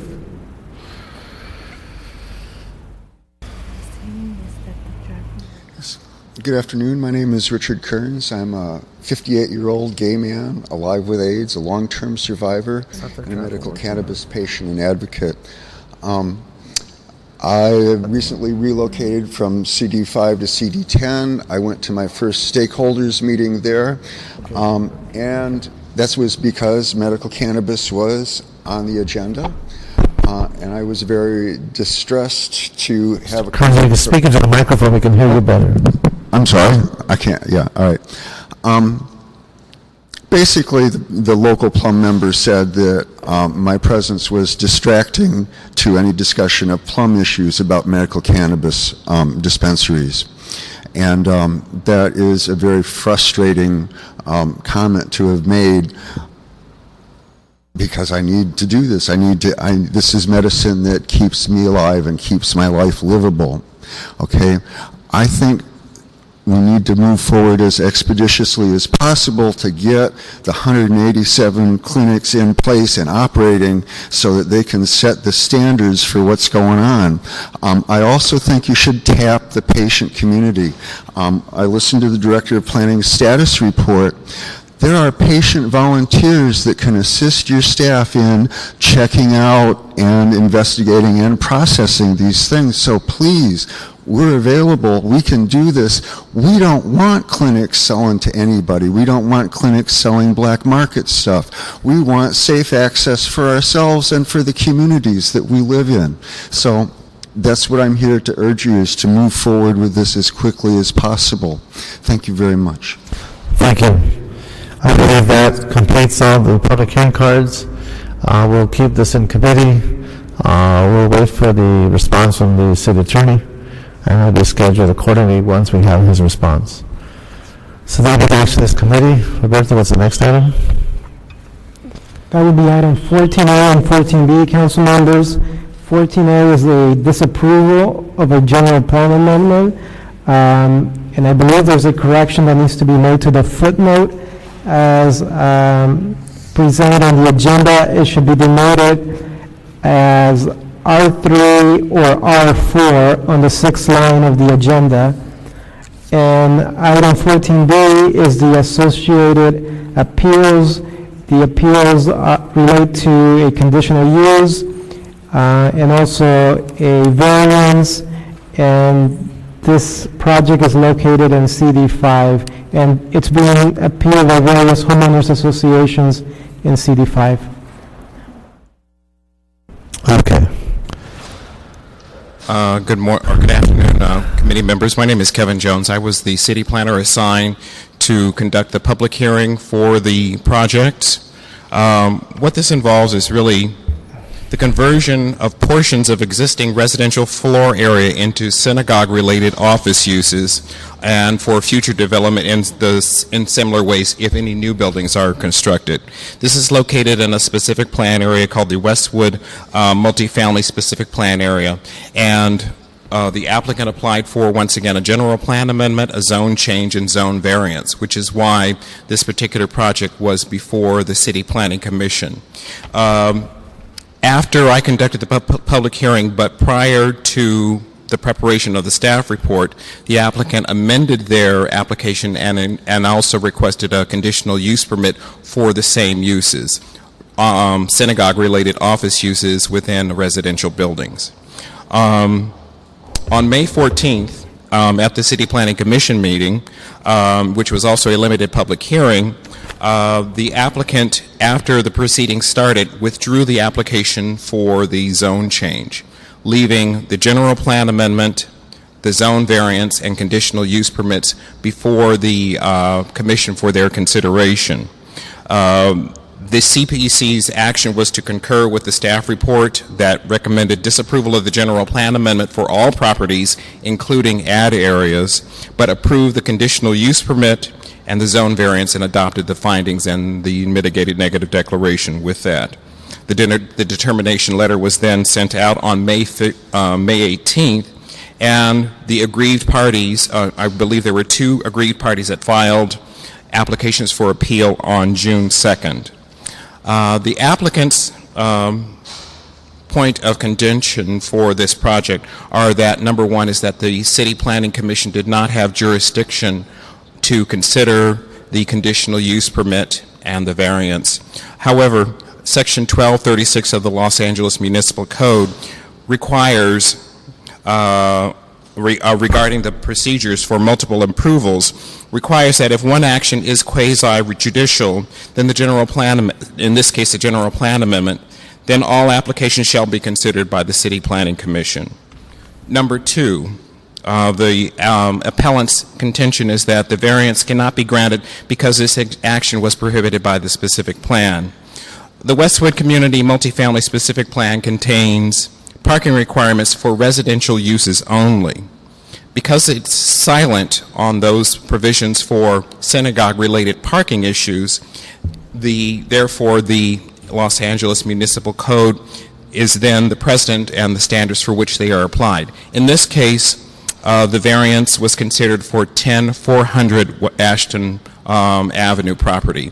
So that is why the variance was considered by the Planning Commission. Number three, the contention was that a corrected determination letter had not been mailed out to everyone on the mailing list. That is true. A corrected determination has not been mailed out to anyone, primarily because the applications for the appeals were received prior to the preparation and the mailing of the corrected determination letter. After review of the points of the appeal, the corrected determination letter was withheld pending the outcome of the appeal. The fourth contention was that the project required an EIR due to traffic and security concerns. The mitigated negative declaration did not identify traffic impacts that required any mitigation measures following the standards of the Los Angeles Department of Transportation and the Bureau of Engineering standards. The applicant submitted a traffic technical memorandum that was prepared by Arthur Kazan, a local registered traffic engineer, to support the findings of the mitigated negative declaration. And this traffic memorandum is part of the environmental in the case files. The appellant also, in the environmental section, states that the synagogue presented a security problem for the neighborhood that was not analyzed in the mitigated negative declaration. Once again, this project is the conversion of existing residential floor area into synagogue-related office uses. There is to be no change to the residential character of any of the three buildings. There will be no signage, no additional lighting. As a matter of fact, this approval requires that any exterior changes go to the design review board and review under the specific plan that requires that the residential character of these buildings be retained. So therefore, considering this, these buildings and any future buildings that would be constructed will not present a more attractive nuisance or target than any other residential building in the area. And more importantly, the last contention of all of the appellants is that the amounts of the approved floor area are not consistent throughout the determination letter. The department recommends the granting of the appeal of this part to make sure that we match the floor area for the existing structures to be consistent with what was approved.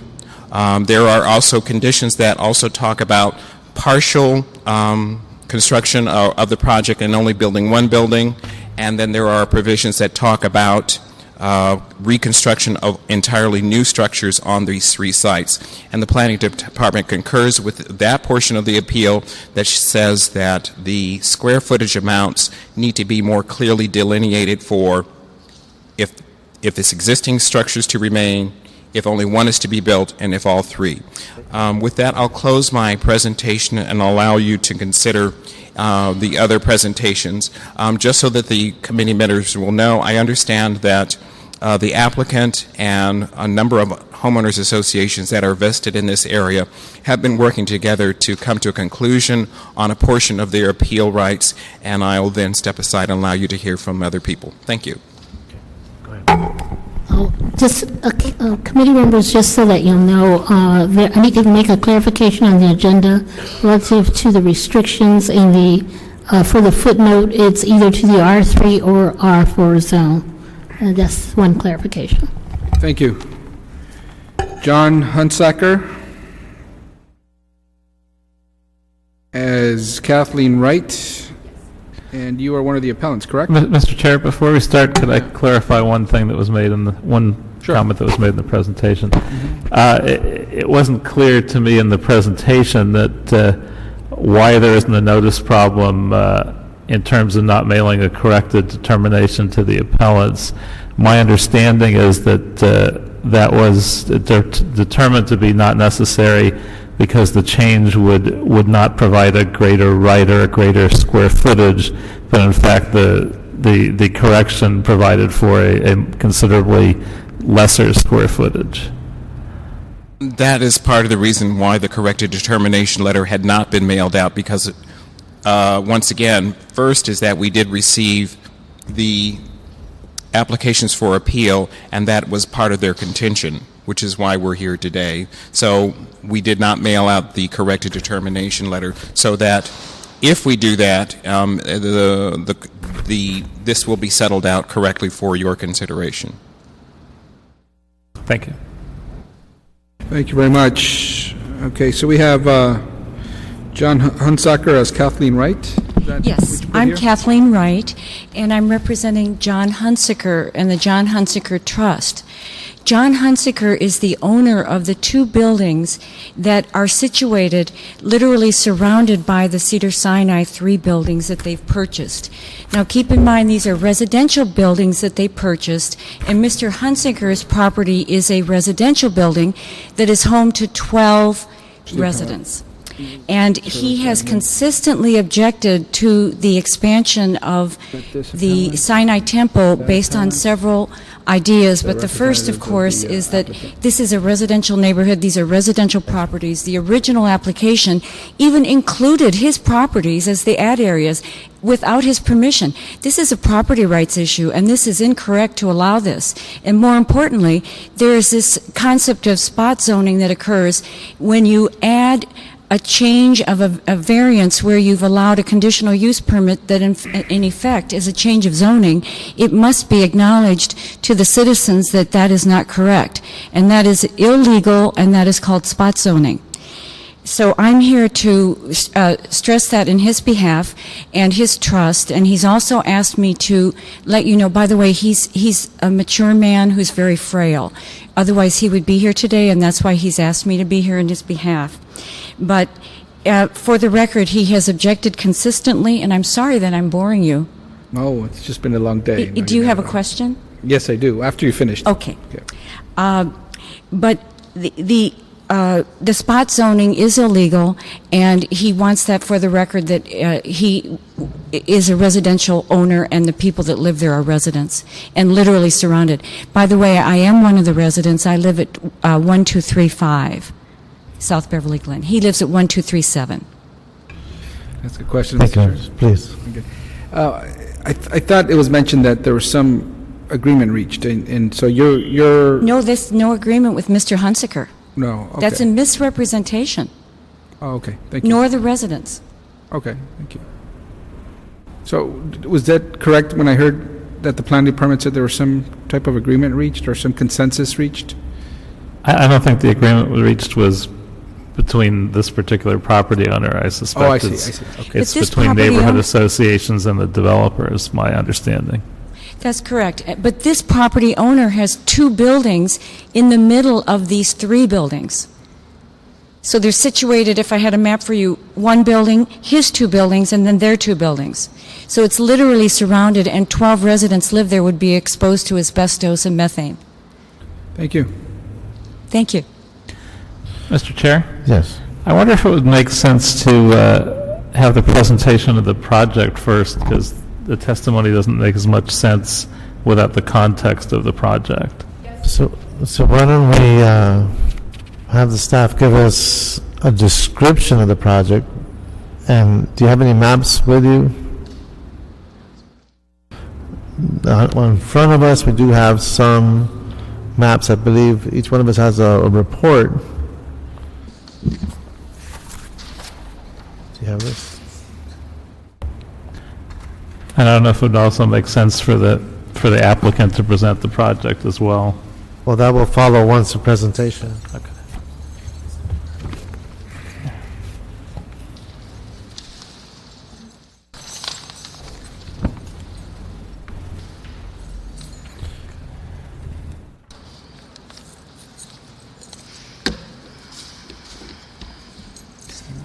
Yeah.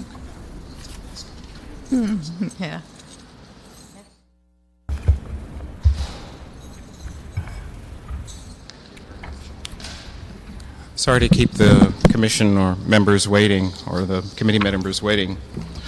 What we have are different applications. The first that probably is most concerning the person that just spoke is the general plan amendment. When a private party initially fills out a request for a general plan amendment, it automatically becomes a city request. It was during the environmental review, after receiving the environmental assessment form, that the city concluded that after looking at the three parties that are on the west side of Beverly Glen, to include two ad areas. Number one, this is done by the city for continuation, for consideration under the environmental document. That environmental document recommended that the general plan amendment include all 5 properties, including Mr. Hunsinker's property. So, what the planning department staff recommended in a staff report was a denial of all general plan amendments, and that is what was concurred by the City Planning Commission. So that's the first stop. The general plan amendment to high medium and its zone change to R4 was the zone that was requested by the applicant because that is the first zone where religious uses are allowed by right. When they're allowed by right, that means that you don't have the conditional use permit process. As such, after the preparation, or as I stated, midway through, the applicant withdrew the request for the zone change. So that was not before the commission to complete its consideration of that. So only the general plan amendment, which still remained in their purview, was before them at that time. So what that means is that any changes to any of these properties in the future would always require the conditional use permit process for the review of any changes or the expansion of any church-related uses. The second request is the zone change, as I said, that was associated with the general plan amendment. The zone variance was to allow a reduced parking for the property at 10400 West Ashton, which is the property that is at the corner of Beverly Glen and Ashton, just south of Wilshire Boulevard. That is to reduce the parking from 19 spaces to 16. The reason that we considered that is that it's a newer, or a relatively newer building built in the late 50s, and it has subterranean parking. To accommodate the necessary parking would have required significant demolition of the building itself, possibly removing some of the remaining residential spaces and reducing the amount of floor area that could be used for the office spaces. So because the applicant's request was to leave the building intact in its current form, to rechange only some of the floor area to office uses while retaining some the upper floor of residential units for staff residential purposes, that is why we made the findings to consider the variance and recommended approval of that document. When we talk about the layout, is a proposed office use in the middle of a complex? Is at the edge of the complex? I mean, how would you describe the layout? Well, what they're doing is reusing existing older apartment buildings. One is newer, one that was built in the late 50s. The other two further south of Beverly Glen, which is on the other side of Mr. Hunsinker's property, are older, probably built in the 40s. They're garden-style apartments, maybe 2 stories with parking in the rear and a garage at grade. So what the proposal is to change at least a portion of those residential areas on the lower floors, perhaps the second floor of the larger building at the corner, but the other 2 that are 2-story buildings, portions of that first floor would be converted to office use. There wouldn't be a change to the exterior. It really gets to use, not even the really construction of a new building. So the residential character is retained. It's just that the rabbi shall have his offices downstairs from where he's living to conduct counseling or any other businesses that the rabbi is going to be having there in an office that is associated with the main synagogue campus at the corner of Beverly Glen and Wilshire. And they're chosen because of the proximity to where their main functions are located? That is correct. Okay. Any other questions in terms of description of the project? Councilman Koretz? No? Okay, thank you. We do have another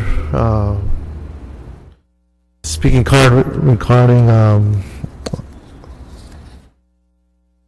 we have, I believe, Sharon Wright already spoke.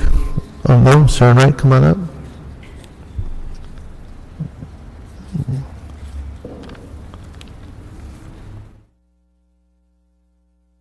Good afternoon, council members. My name is Sharon Wright. I live at 1245 South Beverly Glen. And if the map is unclear, if I could approach, I want you to show you this aerial photograph. Well, you're not supposed to. Okay. I wanted to clarify a couple of things that Mr. Jones said. As far as the question about proximity to the other buildings and our property owner and the 12 leaseholders and residences, we are surrounded. It's not, they're on both sides, even behind with a property that they currently use for rabbi housing. But initially they made an application to rezone our property without notifying us in any way. Not one leaseholder received notification in advance, not even Mr. Hunsaker, the owner, were notified that his property was going to be rezoned. So then there was a hearing in March and a big hullabaloo, and then they came rushing over to apologize to Mr. Hunsaker, realizing that they can't just throw his property into their rezone application. And subsequently that application was withdrawn. But the conditional use permit essentially gives them the exact same rights to convert these properties for commercial uses. And let's keep our eye on the ball. They continue to say they just want to use the floor level for office space, retaining residents, but that's not part of their plan. If you read their plan, they intend reconstruction to maximum density. Their initial study that they gave you to consider, that's part of the file, contains assumptions based on data from 1997 about the volume of traffic.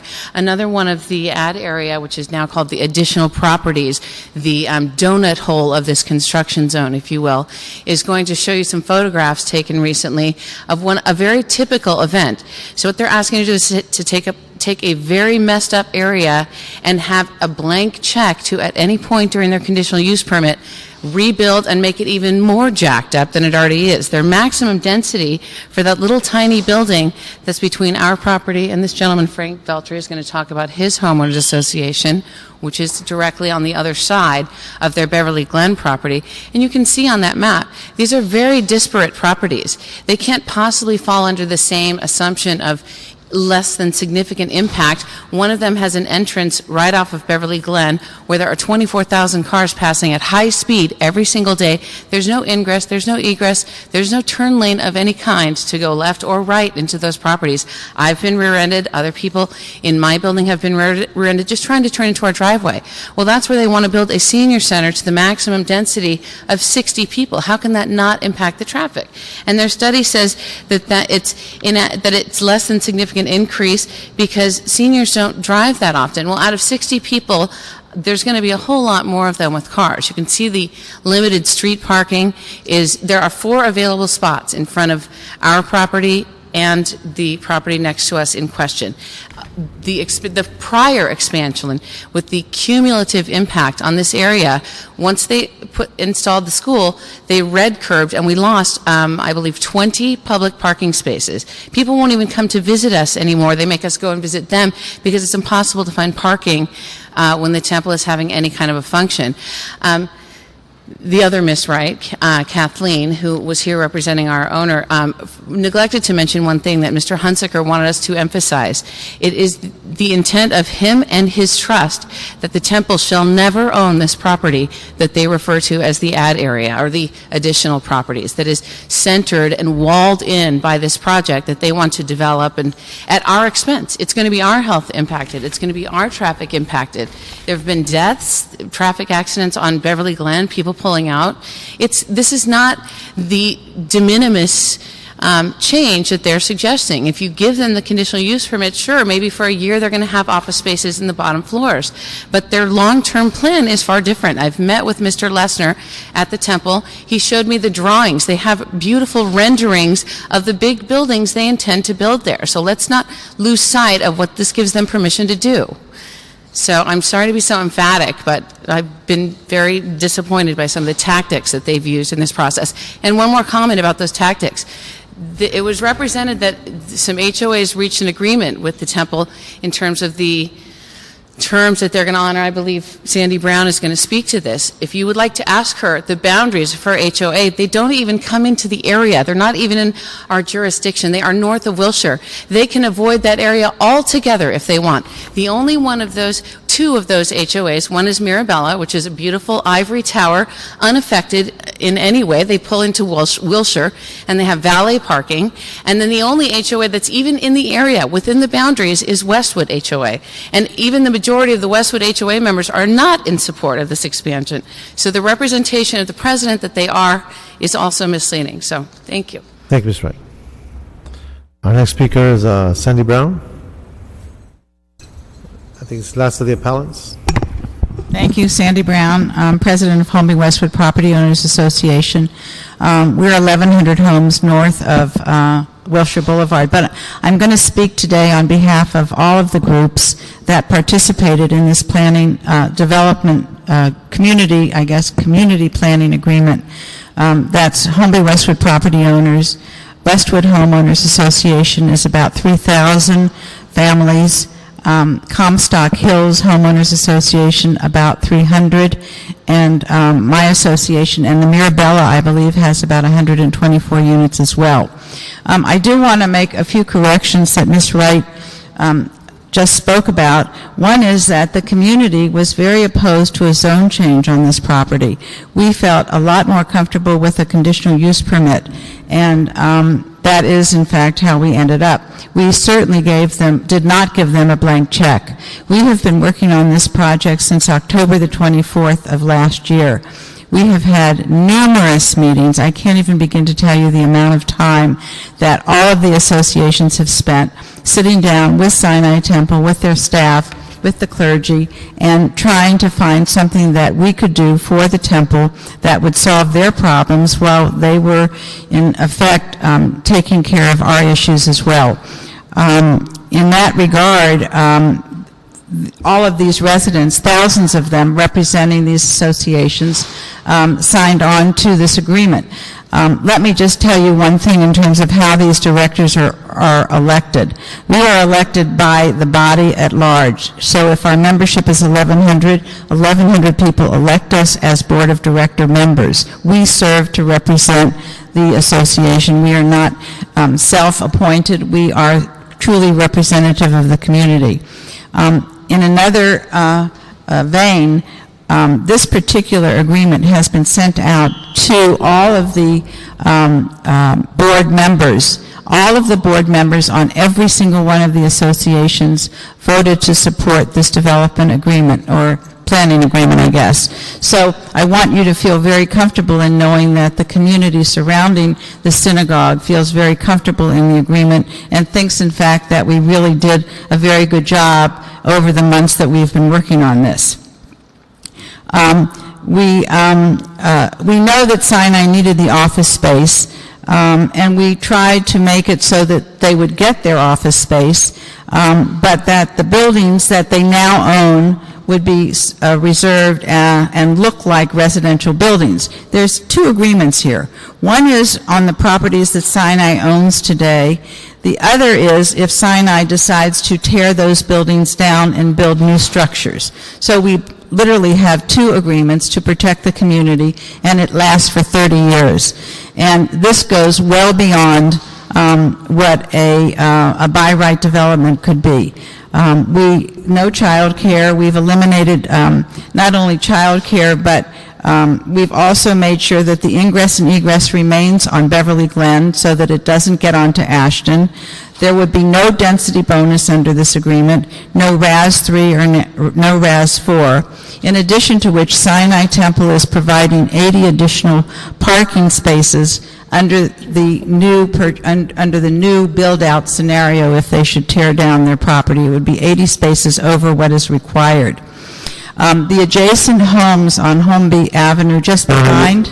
Can you say winding up and conclude, please? I just trying to give you the idea that the community that we have represented has really worked very hard to try to get this taken care of and make sure that everyone is protected by it.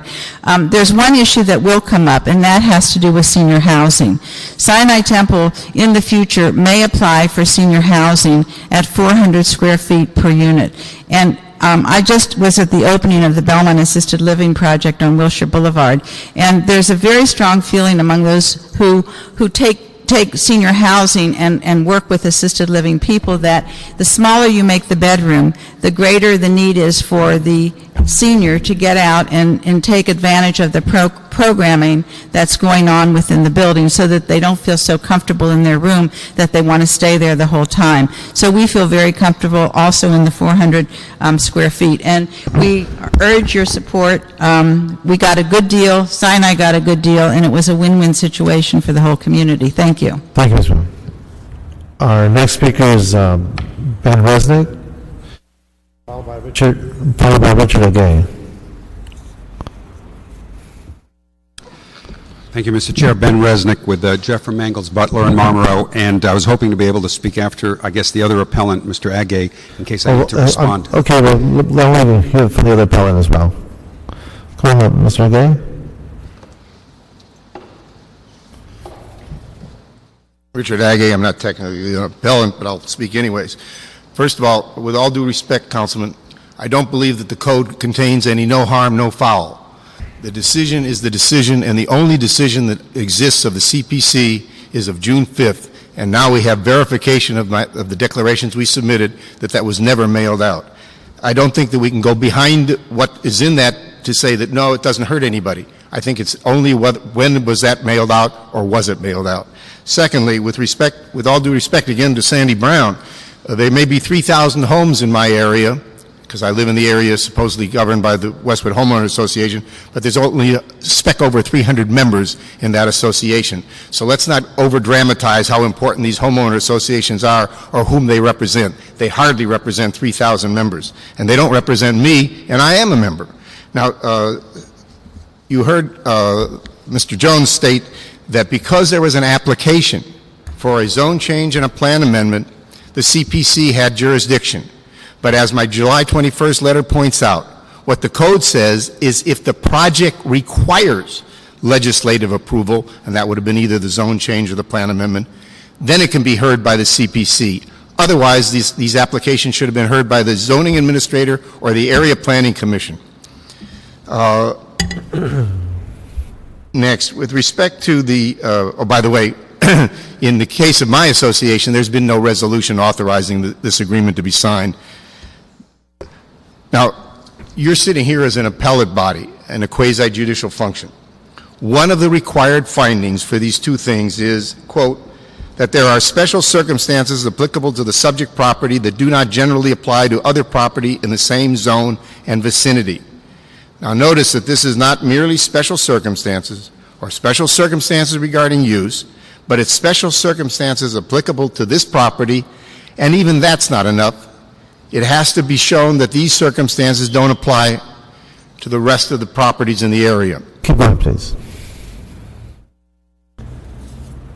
Let us assume for purposes of discussion that you believe that that finding can't be justified by the CPC's argument that the cost of parking is too great. If so, if that finding can't be made, then it doesn't matter if you have the agreement signed by 4 million people. The finding can't be made. You can't create the facts for a finding by a private agreement between Sinai and some presidents of associations. Yet one looks in vain through the entire letter that was submitted by Mr. Resnick of July 23rd, and there's no mention of the deficiency in the facts that support the findings, or supposedly support the findings according to the CPC. I go through each one of the findings in my July 21st letter, and obviously I don't have time to do so now. I don't go through all of them. I go through the ones that haven't been met. And there has yet to be anything stated anywhere in the record that disputes that. All we have is the non sequitur that I just gave you the example of, that because there's a cost, that shows a special circumstance not applicable to the next door property. And of course it applies to every property in the area. Let me finish up quickly because I know you have a lot of speakers. I hope that I've demonstrated that this finding that there's special circumstances applicable to the property, not applicable to the neighboring properties, is foolishness when found by the CPC on the basis that the cost of the parking would be prohibitive. It would be prohibitive for every parcel. But it's that kind of comment and that kind of supposed justification that casts government in a bad light, and why elected officials like you, who work so hard and are probably away from your families many nights a week, why aren't you held in the highest esteem? You ought to be. You deserve it.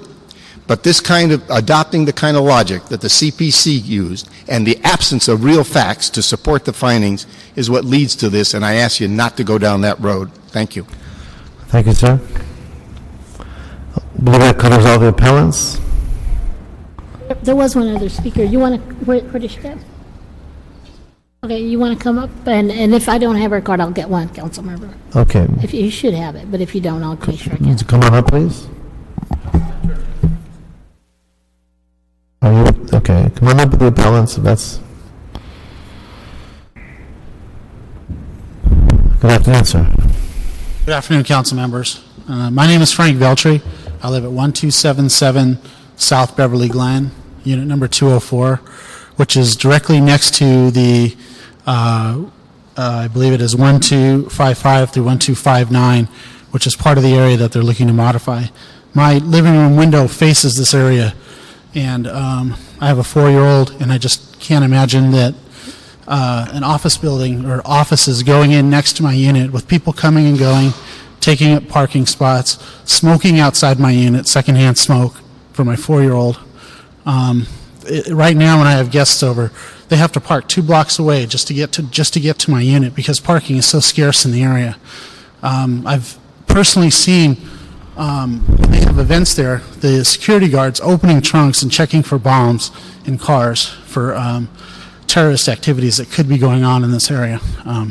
It's just, it's beyond me how they want to come into homes and put offices in residential areas where people live and expect us to just roll over and say, you know what, it's okay. You know, it's not. I represent, I'm speaking on behalf of our Homeowners Association, which represents about 32 homes in our unit. And to my knowledge, there's no agreement with our Homeowners Association to Sinai Temple. And it's just, I'm speaking from my heart because I don't know all the legal mumbo jumbo and what it takes, but I just know that this is a bad thing for the neighborhood. I just don't approve of it myself, or my homeowners association, or the families that I live with. So I'd like you to please reconsider what Sinai Temple is trying to do in our neighborhood, in our comfort of our homes. Thank you. Thank you, Mr. Johnson.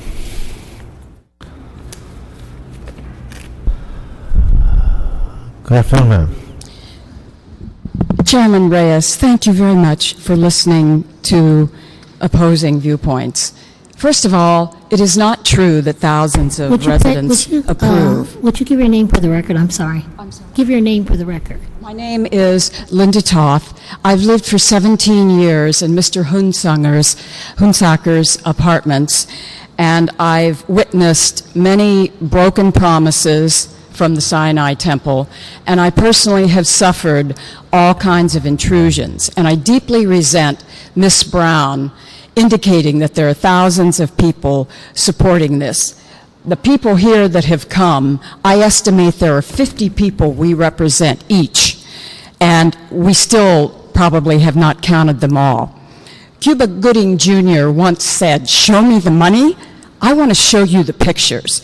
I've presented some evidence. I don't know if you have them yet, but I would like you to look at these pictures that were taken in mid-June. This is the kind of thing that my humble little body is having to put up with tons of lead. As you know, if you check with your own streets department, the research data shows that more than 1 million cars pass down Beverly Glen every week. I'm being subjected with all of the renters who are not represented by these homeowners. There are hundreds of people who are renters. These homeowner associations, the Sinai Temple never contacted me. And in the mid-90s, they sent people around to kind of massage us, knock on our doors. Wouldn't we like to approve their expansion of the temple? Well, I went along with it because I love the Sinai Temple. I love churches. I don't care what persuasion people believe. I support religious activity. But frankly, over the last 17 years, I've seen nothing but a degradation of my lifestyle. And I hope, Ms. Brown, that you will never again pretend that your homeowners associations represent any of us that live in Mr. Hunsunger's property or those apartment buildings in the area. And I would like each one of you council members, please, I beg you, I beseech you, look at these pictures. Look at the people trying to get across the street. Look at the cars fighting to turn from Beverly Glen onto Ashton. There is the proof. There's your data. Thank you very much. Thank you, Ms. Please hear our plea. And I request my final thing. We need some solutions here. Please, please give us a research study that will study the traffic, the death rate. You can contact Sergeant Ragsdale at the bomb squad to see what the dangers are. They want to expand this. They're going to attract more problems. But just look at the pictures. That's the kind of traffic flow we have. Thank you very much. Okay, I believe that covers all the appellants and anyone associated or taking that position. We have next Ben Resnick, then we have C.J. Lafer, and Ken Khan, and then Renee Shalaki. Thank you, Mr. Chair. Ben Resnick from Jeffrey Mangels, Butler, and Marlboro, representing Sinai Temple in this process, and it is indeed an honor to be representing such a fine institution in this city that has been in existence in this city, I would venture to say, about 80 to 90 years, formerly starting in downtown L.A. I find it ironic that Mr. Agay, the appellant, can diss sort of all the associations, including the one he was president of, which is a signatory to this deal. He used to be president of Westwood Homeowners Associations, and they are a signatory to this deal. The fact of the matter is that what's before you today is an appeal on a conditional use permit unanimously granted by the Citywide Planning Commission, and after a very lengthy hearing and involvement. And so the question is really, if you're sitting here as an appellate body, as Mr. Agay suggests, can you find any errors or omissions? Can you find any abuse of discretion? Did the commission make such mistakes that they need to be overturned? With respect to the ad area, there's a tremendous amount of confusion. We did not file anything having to do with property that Sinai does not own. It's the city that decided to add those areas into the application process. Let that be clear. Because when we filed for a plan amendment in order to be consistent with a zone change, the city decided to add the two middle parcels in there. The community did not want a plan amendment and a zone change because it would set a future precedent, and they suggested to us just go with a CUP, which we have. And that's where we are today.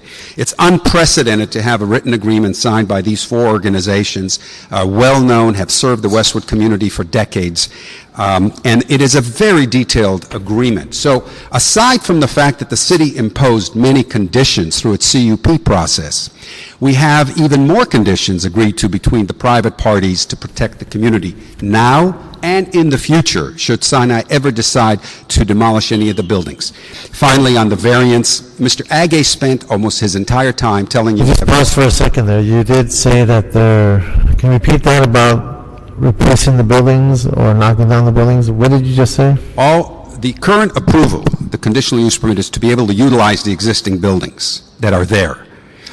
If in the future Sinai ever wanted to present a new project by demolishing and coming in with a new project, they would have to go through design review, all of the zoning requirements in place have to be abided by. That's in our current conditional use requirement and in our agreement with the Westwood Homeowners. Because it's not an automatic right. Exactly, exactly. Okay, all right. And finally, I just wanted to say, Mr. Agee spent a great deal of time hitting us on this variance criteria called special circumstances.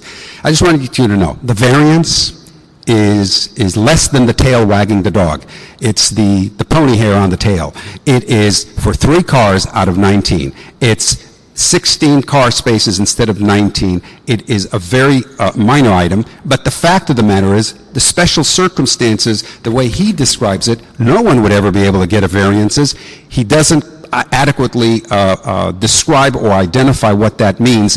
The Planning Department and the Planning Commission correctly wrote the findings where it says it's the physical aspects of this building that present the special circumstances, because the 16-car layout is the most efficient and we can't provide the 19. And based on the overall situation, Mr. Reyes, especially as you asked before, the main sanctuary, the whole temple is literally right across the street. You just cross a short little street. And so therefore, I would ask the committee to support the commission's action and deny the appeals.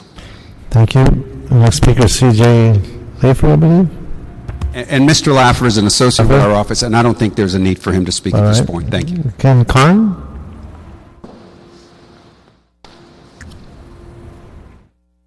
Councilman, thank you. Ken Cahan. I am a volunteer developer working on this project on behalf of Sinai Temple. The synagogue's been working with the homeowners, as Sandy mentioned, since October. I've been on some very controversial projects in the past, and the negotiations that went on here that involved literally hundreds of hours of communications, emails, etc., basically got us to where we are. We had there was a public hearing about 5 months ago. More issues came up with other people in the community, and the synagogue addressed them. The synagogue spent a lot of time working through the issues. At this point, let's be clear about what the synagogue's giving up. As a developer, I would know. I mean, for instance, the synagogue is giving up any SB 1818 rights. The synagogue's not going to push for more density, for additional height. In that zone right now, the synagogue could put in childcare, adult daycare. Those are things the synagogue is giving up. So it's not a one-way street here by any stretch. Bottom line is, I urge you to approve the private agreement, well, you don't approve the private agreement, but what's been requested, and we can move forward. Thank you. Thank you, sir. Renee Shalaki? Good afternoon. Renee Scalacci, Greer Daily. I'm a representative for Sinai Temple. And I'll be really brief in my comments because I think everyone's covered most of the issues. But it's really important for the committee to understand and the councilmen to understand. We've been working with this community for months. We've walked door to door. We held an open house. We went to all the boards. All the board members had voted on this, we'll call the voluntary conditions of the project. And I think that Sandy and Ken and Ben have also pointed out there's the Marabella that's right next door. They have impacts. We met with them and their boards in people's homes and wanted to understand how they're impacted. We met with the Westwood Homeowners Association's board. We met with them 3 times. We walked door to door. And so the point is there's been a lot of hard work here, and we would ask that you would definitely support the Sinai Temple, the community's needs. We've addressed the concerns and deny the appeal. Thank you. Thank you very much. I believe that concludes all the speaking cards, unless there's someone else. I'm sorry, sir.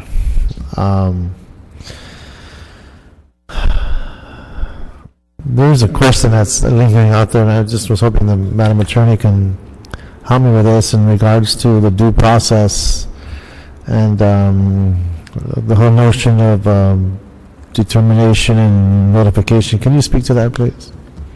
Certainly, Councilman. Jerry Birch with the City Attorney's Office. We reviewed this issue with the Planning Department, and we do not believe that there is any violation of due process.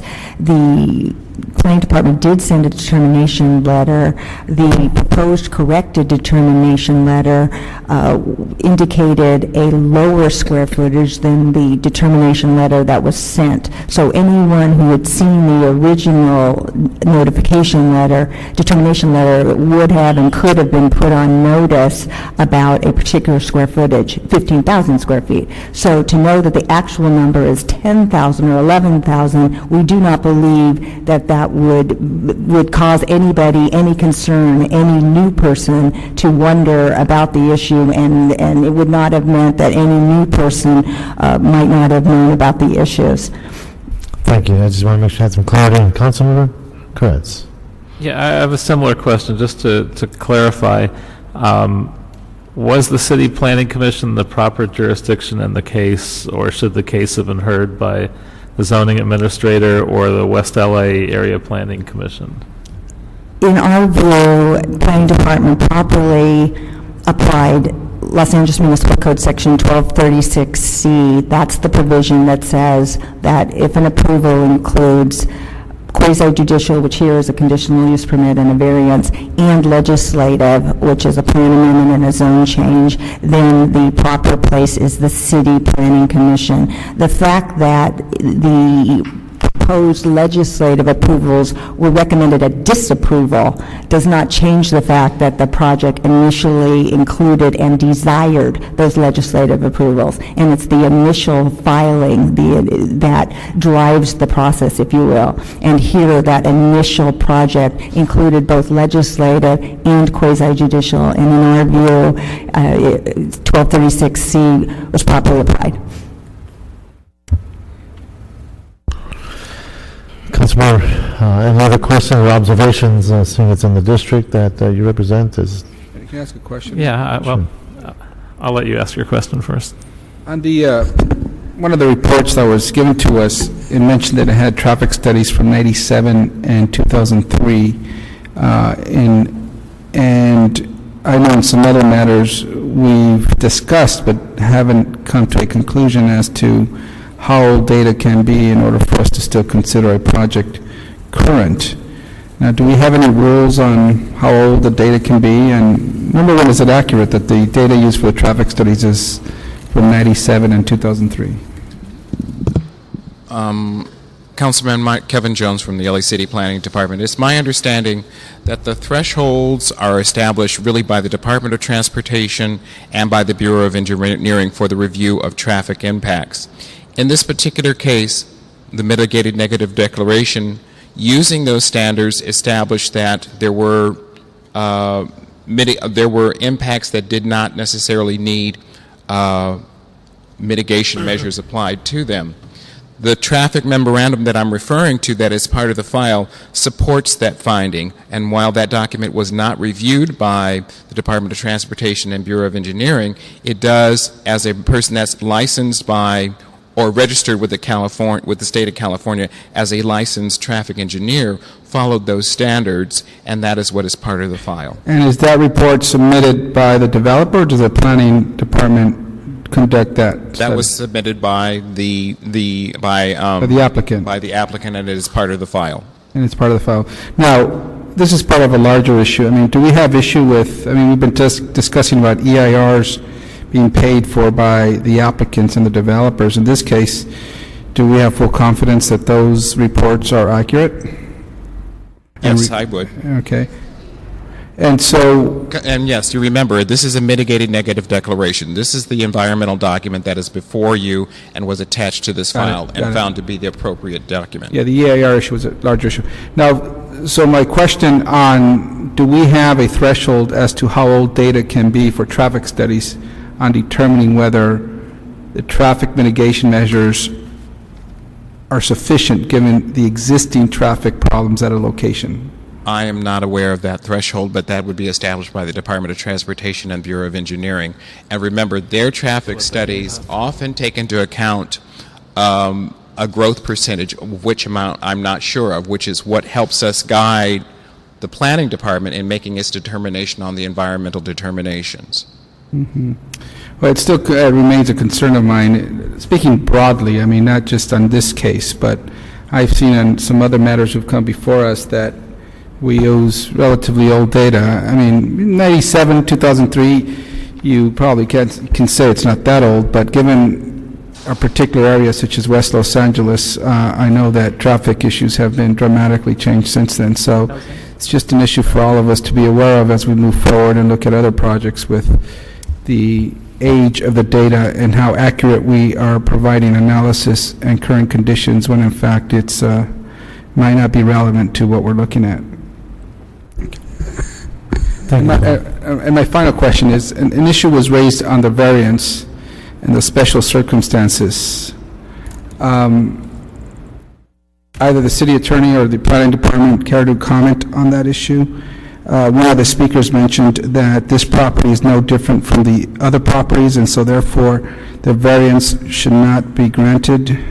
It's not a special property. Kevin Jones from the City Planning Department once again. You'll note in the staff report, economics is only a very minor section. We go into a more lengthy discussion of the reasons why we granted the variance. And in here it says that the physical size of the property makes the addition of multiple levels of subterranean parking physically infeasible because the entire garage area would be dedicated to ramping and circulation and would eliminate the possibility of adding parking spaces. So that is truly the finding that we made. While we did mention one word of economics, it's really based on the configuration of the lot size, which is similar to the other five parcels on this side of Beverly Glen. And so that is the finding that we used and was presented to the commission, and what they found to be a reasonable finding to find for the approval of this variance. But they're similar, they're not different, right? Yes, it's similar to the other properties on this side of Beverly Glen. But in order to grant the variance, you're saying that there's something different about them. Yeah, well, it's the size that would not make it feasible. So that's. So when they're applying for the new size, then we're saying, but isn't that self-imposed when they want to expand? When it's the physical size of the property, no, it's not imposed. But they're expanding. I mean, they're applying to expand, so they're going to have more need for parking and other uses on the property. So you're self-imposing the condition by which you now say you're different. And wouldn't that diffuse the issue, the need for a variance? I understand what you're saying, perhaps. Not really in this particular case. It's because of this narrow size of this particular parcel, because remember, we're talking about the one that's on the corner of Ashton, which is more narrow than the other lots to the south of it.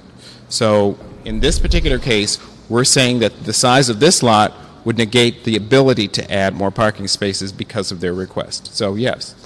Look, I understand we got a lot of latitude by which we grant variances, and courts also look at the granting of variances pretty broadly, but when there's an instance of self-imposing or hardship as to why you're requesting a variance, that would raise an issue. I understand it doesn't make or break this project, but that is an issue to contend with on this project. Thank you.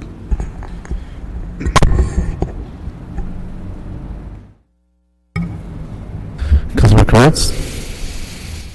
Well, this is a difficult issue, especially with me coming in at the tail end after many months of negotiation and review.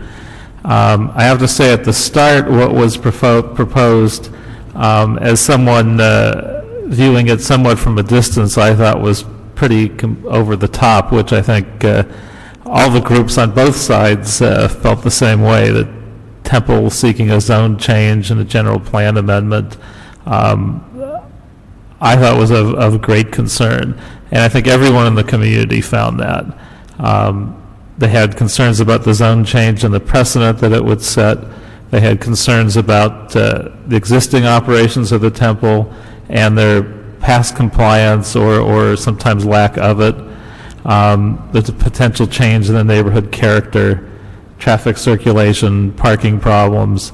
But the temple did considerable outreach. I know that not everybody is satisfied with it, but they worked actively with 4 homeowner associations for 10 months and many other neighbors.